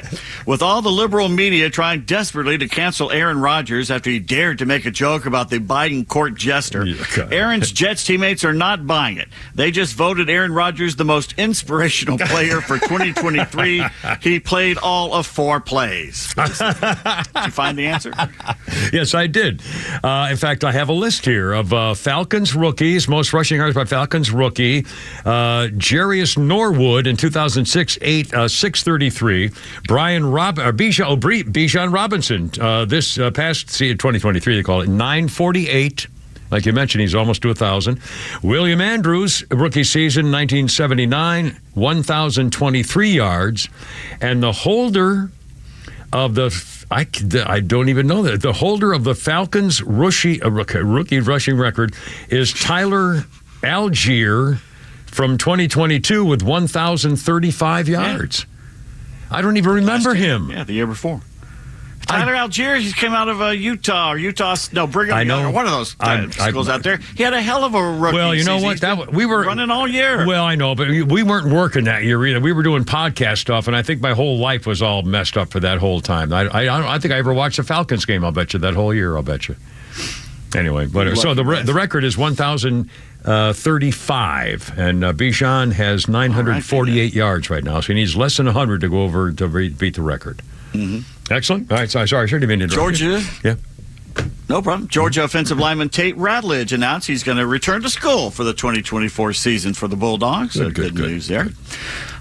Nick Saban says a few mistakes were made during that disastrous last play against Michigan in the Rose Bowl, including a low snap from center Seth McLaughlin. Saban says they were using claps to signal when to snap, and Seth was confused by hearing clapping coming from the Wolverines, which is illegal. But Saban says Michigan was not clapping, they were just slapping their pads, which sounds like a euphemism, but, Yeah. Well, you can slap your pads. That's okay. Yeah, all right. But you can't touch the other. Yeah. Which may explain McLaughlin's bad snaps during the Rose Bowl, but what about the rest of the season? He sucked all season doing that. So. Former Texas A&M head coach Jimbo Fisher is finally speaking out about his firing during the season. Jimbo claims he was surprised because they had a chance to go 8-4. Dude, the Aggies didn't pay you over $100 million to go 8-4. 8-4 is not really the number we're looking for there, sir. Yeah. Maybe you should go to Mississippi State. They're happy with 8-4. There you go. You might remember retired baseball player Aubrey Huff. He was a World Series hero for the Giants a few years ago. And since then, he's found himself making headlines with some frank comments about society during the last few years. Really? Well, now the 47-year-old is answering questions about sending a flirty Christmas Day message to a 23-year-old so-called Christian influencer. I thought that was Jesus' job, but whatever. Yeah. Anyway, he slid into her DMs with this message. Hey, beautiful, let's collab over cocktails and bad decisions. He also added a winking emoji. This is after he sent her this message. It's proof that most of today's women even know that their sexuality is all they bring to the table, complete with a desperate need for attention, crippling debt, drama, delusional self-worth, and a complete lack of accountability. Well, Isabella Maria DeLuca did not like that and claimed Huff is a married man, but he's been divorced since 2017. So Huff tweeted, "So what? I struck out publicly, something I did 907 times on the national stage during my 13-year career." Then he said, "Hey, we strike out sometime. All we can do is step back in the box."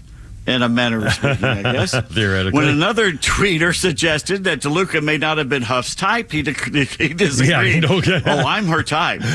I'm every woman's type, he replied. Oh, man. That sounds like something I'd say on the radio. It would, doesn't it? The Astros' Michael Brantley, a five-time All-Star and World Series champ, is retiring after 15 Major League seasons. He says he's already signed up to coach Little League. The Hawks are in Indiana tonight. For dinner, may I suggest Bluebeard on Virginia Avenue? Trendy new American kitchen serving sharing plates and craft cocktails in a renovated 1924 warehouse. I've always wanted to share a plate with someone in a old warehouse. Thank you. Drafty. 1920, Red Sox owner Harry Frazee defended Babe Ruth in selling him to the Yankees by calling his former player one of the most selfish and inconsiderate men ever to put on a baseball uniform. Ooh, who said that again? Boston Red Sox owner Harry Frazee after he sold him to the Yankees. Wow. 1927, Judge Landis began a 3-day public hearing to investigate an allegation that the Tigers threw a 4-game series against the White Sox in 1917. Near the end of that season, some Chicago players paid $45 each to reward the Detroit pitchers for winning that last series against the Red Sox, which helped the White Sox win the pennant. No witnesses came forward to confirm any part of the story, so nothing ever happened to them. But there's all kinds of rumors. The 1919 White Sox were not the first ones to blow games. Well, you have to assume that there must have been.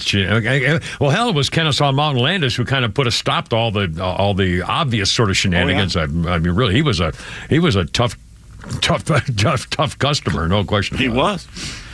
1957, Jackie Robinson retired rather than move from Brooklyn to the New York Giants, thus voiding last December's trade. He said, "I'm not playing for the Giants." He also was not going to move to San Francisco. He wasn't going out there for that. 1993, Reggie Jackson is the one player elected by the writers to the Hall of Fame. His .262 lifetime batting average is the lowest of any outfielder in the Hall. Reggie Jackson's lifetime average is .262? Oh, 263. Yeah, he wasn't big on hitting for average on that. No, especially in the last 10 years of his career, he was going for homers basically and RBIs.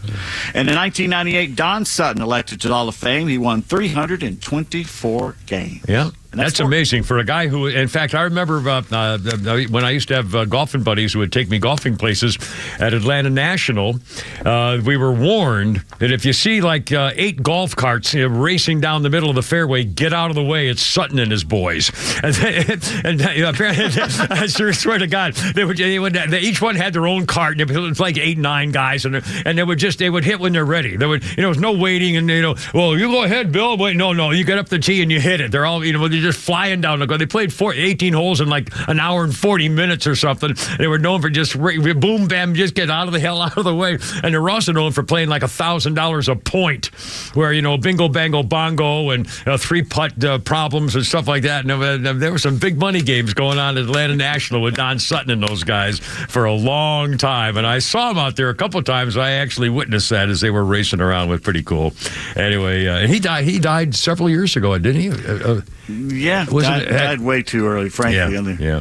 A couple of other deaths in the news, Pete, in the sports world. 1988, basketball legend Pistol Pete Maravich died of a heart attack during a pickup game in Pasadena, California. Pistol Pete was only 40 years old.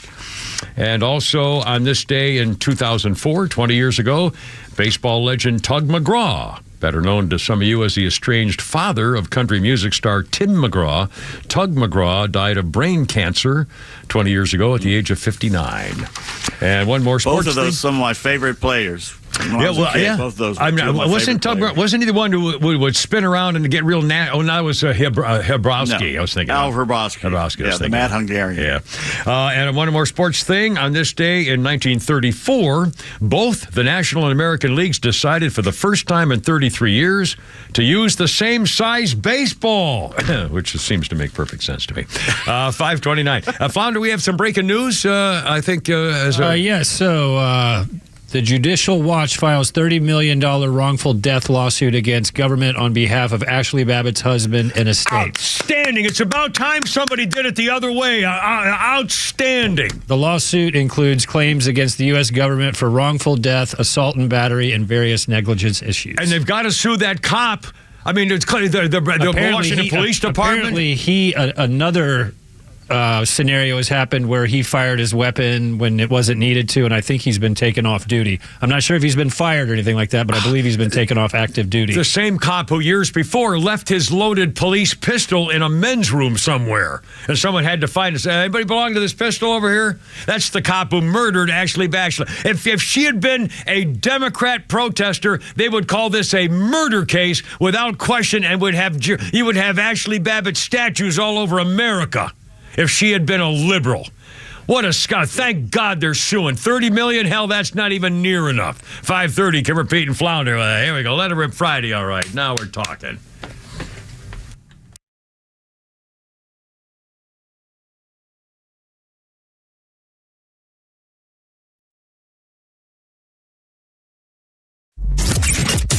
The Morning Extra is the right way to start your day. And here's what you missed. Biden's 81. Yeah. He's already living on borrowed time. Really? I mean, think about it. It's a grueling job, both mentally and physically. This man can't do the job. He's proven to us every single day that he can't do the job. Things are going to get worse. The Morning Extra, now every morning from 6 to 10 a.m., only on Extra 106.3. You know what? It's here, and it's cold. It's called winter. Is your furnace ready to make sure that your house and your family's health is going to be where you want it to be this winter? Is your furnace ready to make sure you're warm inside and you keep the cold weather outside?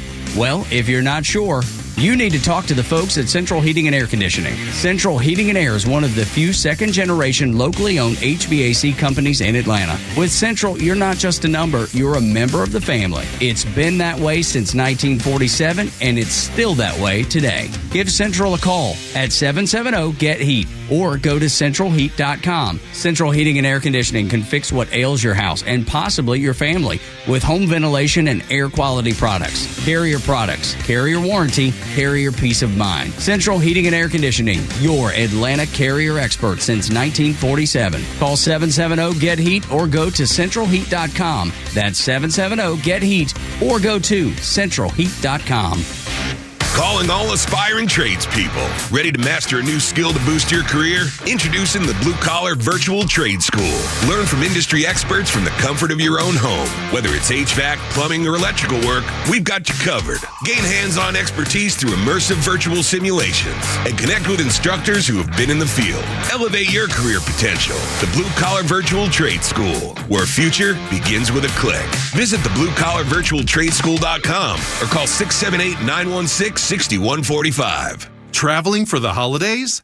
Pure Talk has you covered because they just added international roaming to over 30 countries. That's right. Whether you're making calls from the Vatican or on a beach in the Bahamas, you're covered. From the steps of Buckingham Palace or your villa in Santorini, you can dial away. And here's the best part. There's no rate increase. Pure Talk still saves the average family almost $1,000 a year with plans starting at just $20 a month. And they put you on America's most dependable 5G network. So the coverage is second to none. Stop dragging your feet. Switch to Pure Talk, a veteran-owned wireless company with simply the best U.S. customer service team. Now with international roaming to over 30 countries. From your cell phone, dial pound 250 and say the keyword SAVE NOW to make the switch. And you'll save an additional 50% off your first month.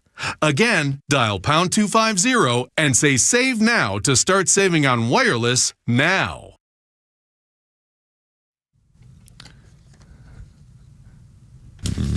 This is supposed to be the Supremes, but it's not. Doesn't sound like the Supremes. That's all right. We just have this playing in the background. I don't care. I got a birthday and a history thing. We'll save the Supremes for next break. 5:33, Kimmer, Pete, and Flounder. How's it going? 404-741-1230 if you'd like to join us. 404-741-1230. Now, who is this we're listening to, by the way? Do you know offhand? I will know in a minute. I got to don't worry about turn this button off. It just popped up. No problem. Again, it's a very confusing studio in there. I'm sorry? This is apparently called the Subdudes, one word. The Subdudes. Okay, so he's fairly subdued. Okay. But anyways, here's what I was supposed to get. All right, well, we can do that. Oh, yeah. Dun, dun. Think it over. What a huge group. Man, I used to love the Supremes. Big hit 1965. The Supremes spent 3 sessions at Hitsville, USA, Studio A, recording Stop in the Name of Love, written by Motown's main production team. They used to pump these out for their artists on their teams. Holland, Dozier, Holland, or Holland, Dozier, Holland, I think it is. The song topped the singles chart when it was released the next month in 1965. The Supremes. What a talent. And what's her name, whose name will not come out? Martha Ann Vandellis. What's her name? Helen Reddy. Gosh, she played the star of the Broadway show. Aretha Franklin? Aretha, no, the Supremes girl. Oh, God, it's not coming out. Diane Carroll. No, Diane something. No, not Diane. Oh, God, I can't. I hate this. Diane Keaton? I love watching No. Oh, God. Diane Keaton. No, I'm thinking the name of Diane. It's her birthday today. Oh God! I can't. Say it. It won't come out. It'll come out, and eventually it's spinning around in there. Oh, I hate this. I mean, now everything about her. I'm watching, looking at her face. I know her songs. I'm singing along with. I know. Oh God! Oh, and the Supremes. Oh my God! I can't believe this. I know. I'm so sorry. Diana Ross. God, Diana's Kruger.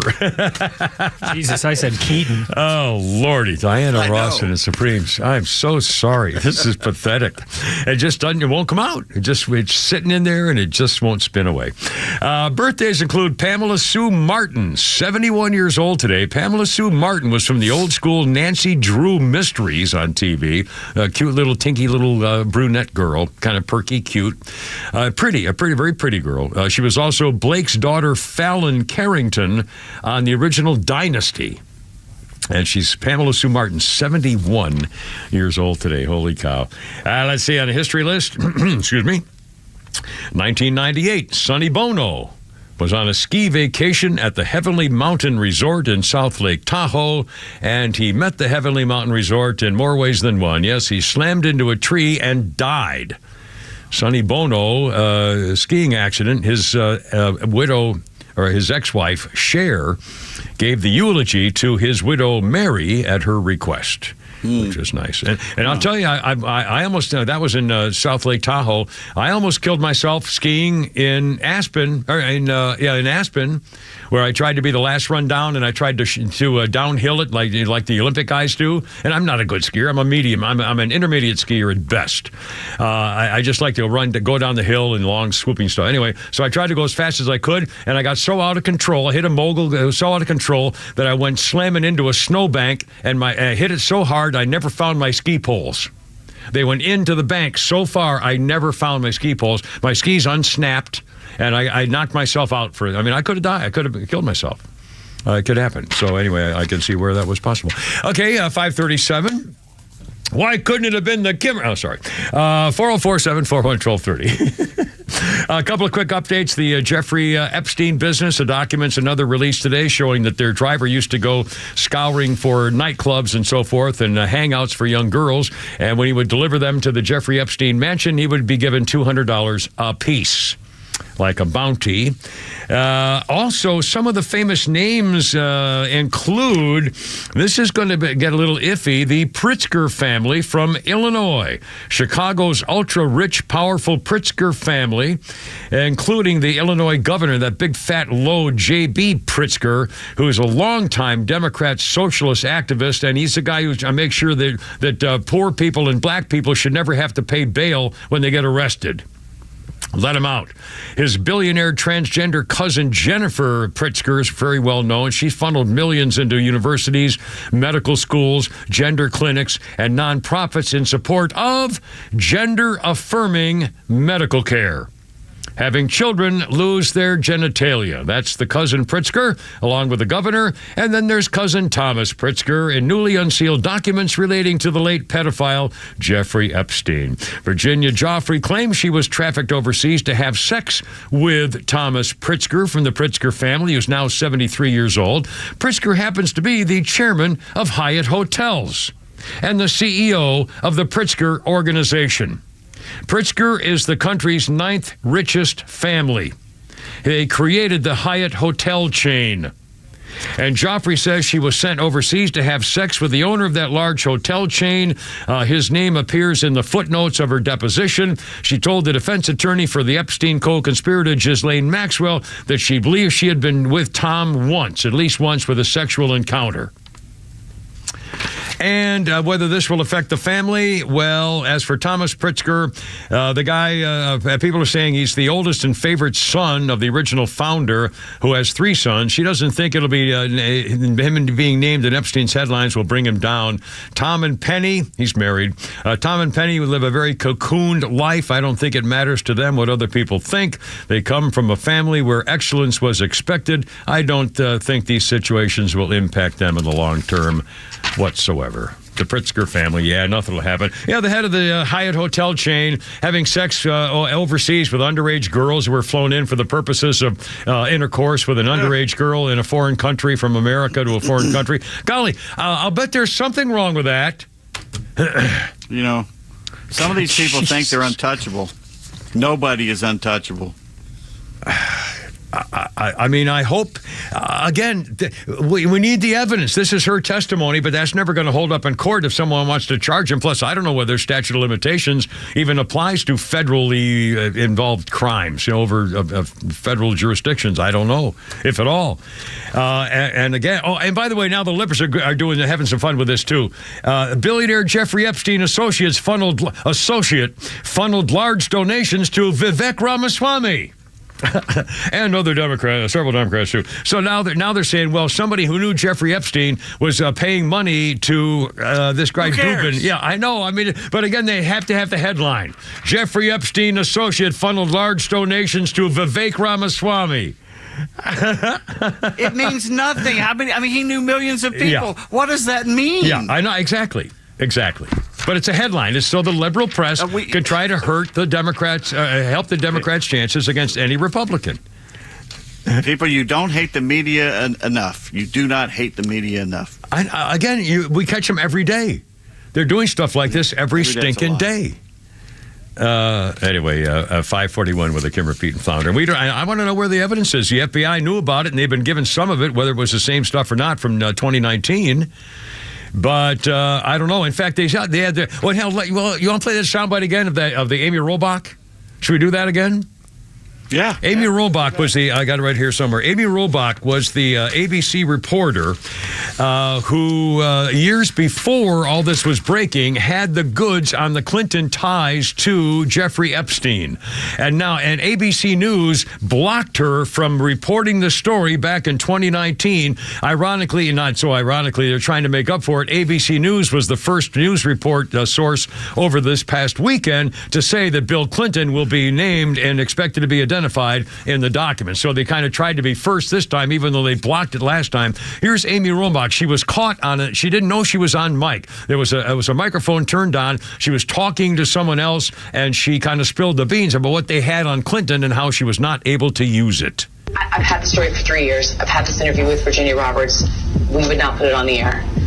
First of all, I was told, who's Jeffrey Epstein? No one knows who that is. This is a stupid story. Then the palace found out that we had her whole allegations about Prince Andrew and threatened us a million different ways. We were so afraid we wouldn't be able to interview Kate and Will that also quashed the story. And then Alan Dershowitz was also implicated in it because of the plane. So she told me everything. She had pictures. She had everything. She was in hiding for 12 years. We convinced her to come out. We convinced her to talk to us. It was unbelievable what we had. Clinton, we had everything. I tried for 3 years to get it on, to no avail, and now it's all coming out, and it's like these new revelations, and I freaking had all of it. I'm so pissed right now. Like, every day I get more and more pissed because I'm just like, oh my God, what we had was unreal. Other women backing it up. Brad Edwards, the attorney, 3 years ago, saying there will come a day when we will realize Jeffrey Epstein was the most prolific pedophile this country has ever known. I had it all 3 years ago. So do I think he was killed? 100%. Yes, I do. ABC News downplayed the significance of the video despite widespread criticism of it. And she had the goods on the Clinton family and a whole bunch of other things for many years. They wouldn't let her have anything to do with it. And then you may know the name Amy Robach. I never saw their show, but she was the co-anchor with ABC News with who was her boyfriend? The black guy. I can't remember his name. The two of them, well, anyway, she was a co-anchor. She was a co-anchor woman with a black guy, and their spouses were they were family friends. They used to go on vacation together. They hung around together, went out there. They all knew each other. Well, it turns out that Amy Robach and her black co-host were having an affair. And when it became public, somebody outed them, and it became public. They tried to say, well, no big deal, and then it was too much, and ABC had to fire them. And so I think they're now doing a podcast or something. Anyway, so I think they're still together. And the irony of it all is that their spouses have now hooked up. Or at least did for a while when this was all coming through. Her husband and his wife started seeing each other, which is freaking hysterical as far as I'm concerned. 545 here with the Kimmer, Pete, and Flounder. Flounder's Funny coming up, and we'll also have, how about naming your daughter after a skank? And I don't know why I love that word all of a sudden. I'm trying to use that word as often as I love the word skank. And there's a guy who's having a fight with his wife over naming their new baby that's about to appear on the scene and whether she'll be named after a skank. Standing by, and the happiest states, where to live if you want to be happy. Coming up with the Kimmer, Pete, and Flounder. 5:45 right here.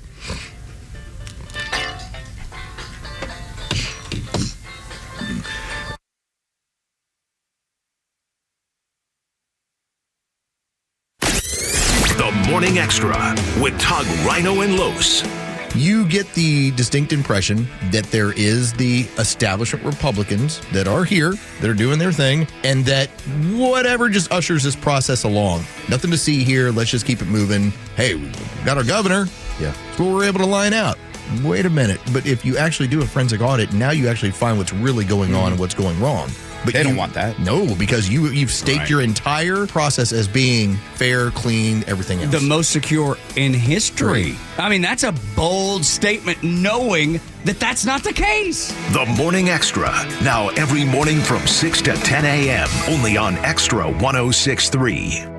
Neil Borch here. Maybe you've already taken the steps to improve your health, maybe save your life. You're using a CPAP for your sleep apnea. I've been using one for well over 20 years. So right now I'm here to tell you about a source for CPAPs and CPAP supplies here in the Atlanta area. CPAPs, etc. They're in Alpharetta. They have whatever you need. Roddy and Sharon are your CPAP experts, and they'll ship nationwide. More information, CPAPs, etc.com.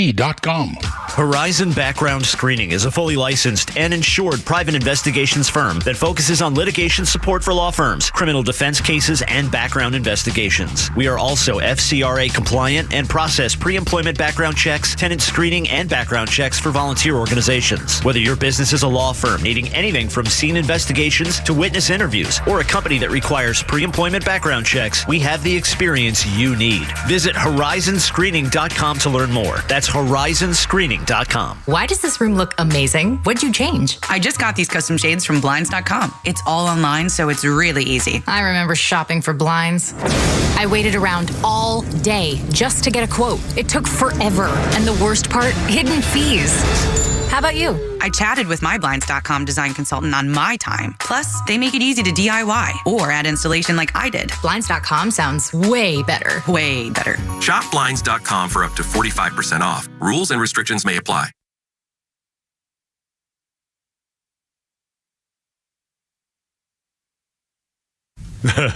Not ready there. This sounds like a theme from a like the Jeffersons TV show or something. What is this here, Flounder? This is Government Mule. Government Mule. Again, you guys know about Government Mule. I have no idea about Government Mule. I mean, who's the famous? Warren Haynes, who used to be in the Allman Brothers. Right. And was that formed after? After Allman Brothers. Yeah. Him and Alan Woody.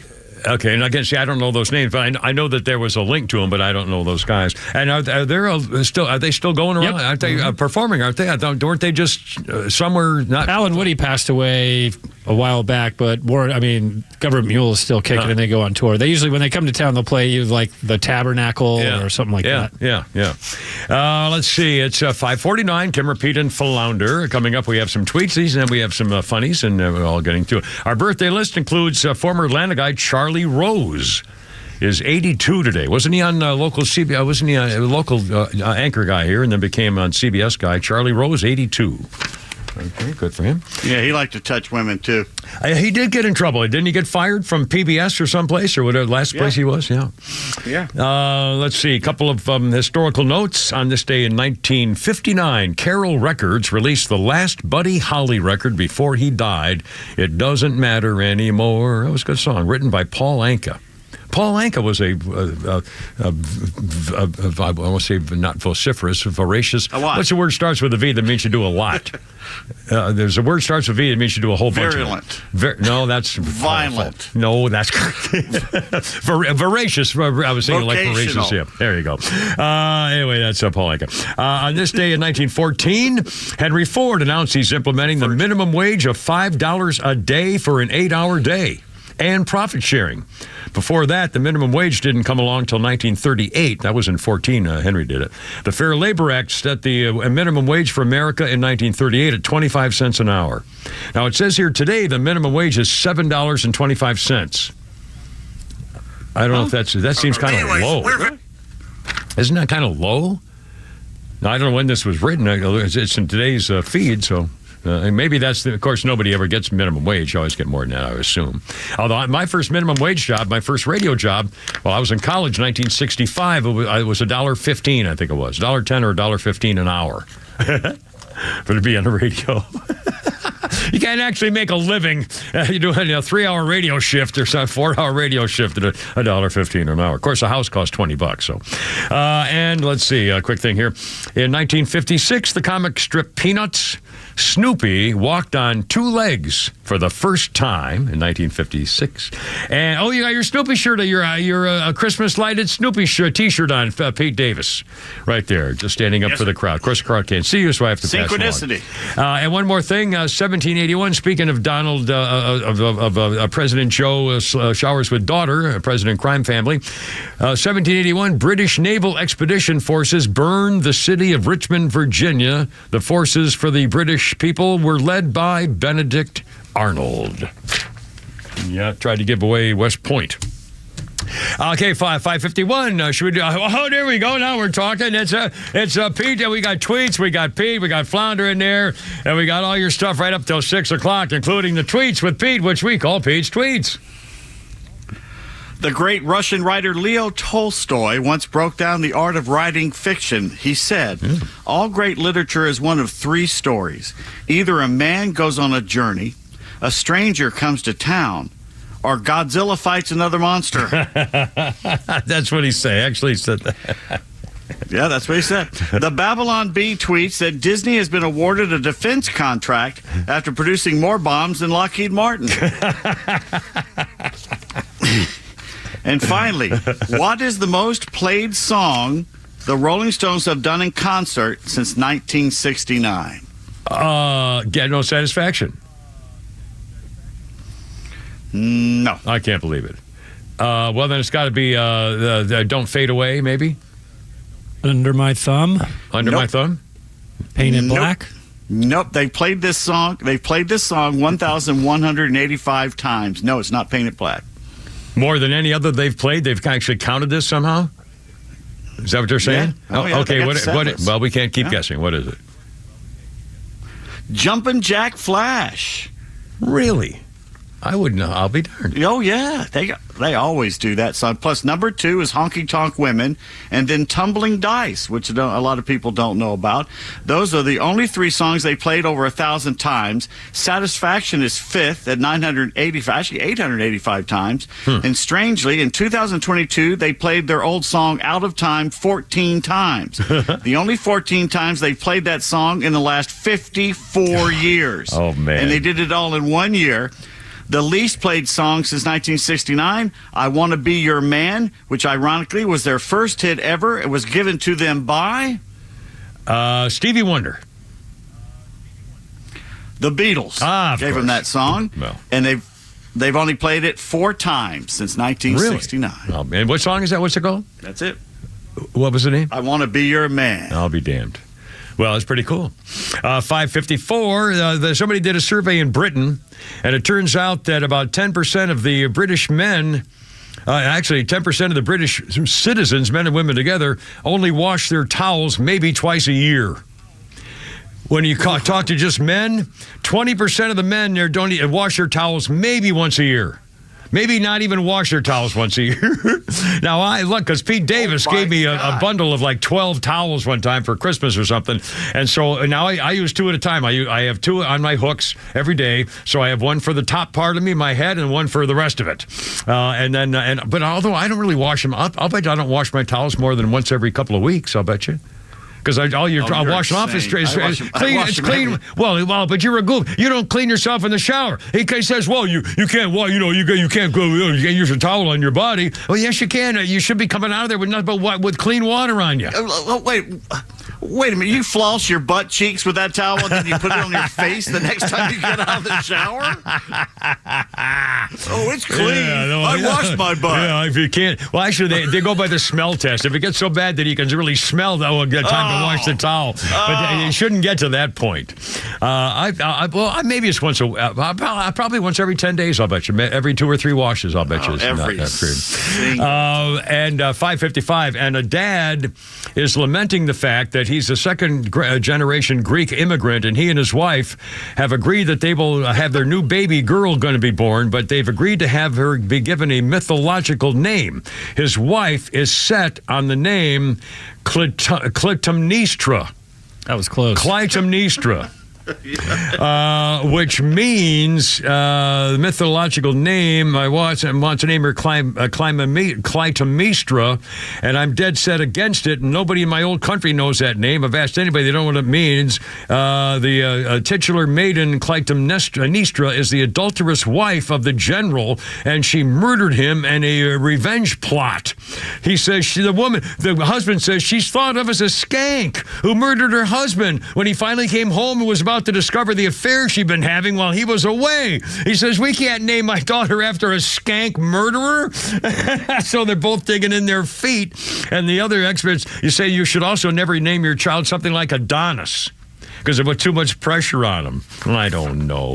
It sounds a little weird to me. Halle Berry's got a picture of her. She was over in Saudi Arabia someplace at a festival, and the picture's now made social media go nuts because she's barefoot, and she's leaning up against a rock or something in the desert, and her bare feet are about a foot away from a whole pile of crap. Feces. And people are saying, what kind of blank is that by your feet? My God, am I the only one who can see the poop? I don't know. It's kind of bizarre. Okay. When we were kids and my grandparents had a dairy farm, we ran across that I know. cow yard 100,000 times us barefoot. Too. Yeah, me too. We lived near a farm in suburban, growing up as a kid, all, new neighborhoods, and there were farms everywhere. We used to, absolutely. Throw cow patties. Between your toes. Yeah, well, you go. Anyway, they can always take a bath. 557. And the happiest state in America, a new survey by a combination of various things. The happiest place in America, people suffering fewer examples of anxiety or depression is how they kind of base it. The number one state for having happy people in America, South Dakota. Number two, South Carolina, Delaware, and Wisconsin are the top four. On the bottom is West Virginia. About half the people in West Virginia are screwed up. Louisiana is damn near the same, and same as Oklahoma and Alaska don't have a lot of happy people. I'm not sure why, but that's what the Mountaineer State, West Virginia, is the least happy state in America, apparently. Anyway, and don't name your daughter after a skank, man. Don't let her do it. Anyway, 558. Also coming up, Flounder, how about one more little Friday's Follies with Flounder's Funnies before we adios ourselves out of here? You just get so turned off by people's preachiness. They oversell their weird thing that they're into. And nobody is more guilty of this than the essential oils people. You guys familiar with essential oils? Yeah, a couple of you are twitching for your vials right now. Don't you dare. Don't you dare, mustache. I will baptize you in peppermint. Don't say a word. Listen, if you're into it, I get it. It's fun to believe in magic. I get it. But it can't be everything. It can't fix everything. If you're not familiar, I'll fill you in. It's this small cult that thinks whatever your life problem is can be fixed by their magic gypsy oil. That's all. You just hear it in the pitch and you're like, okay, so I just put this on my neck and so I'm clear. Okay, that'll be good for my skin and my dog's anxiety. Okay. Oh, it's not supported anywhere in the medical community? Perfect. Oh, and it's a pyramid scheme. Keeps getting better. This is a very funny guy. What's his name? Is that Nickerson? Is that the guy? That is Dustin Nickerson. Dustin Nickerson. We're going to play him a lot. He's a very funny guy. Anyway, Flounder Pete, have a great weekend, you guys. Soul to the Kipper. Hoorah, Semper Fi. I got to go. You're killing me. And Monday, we do it all over again. Be careful out there. God bless America. Look out.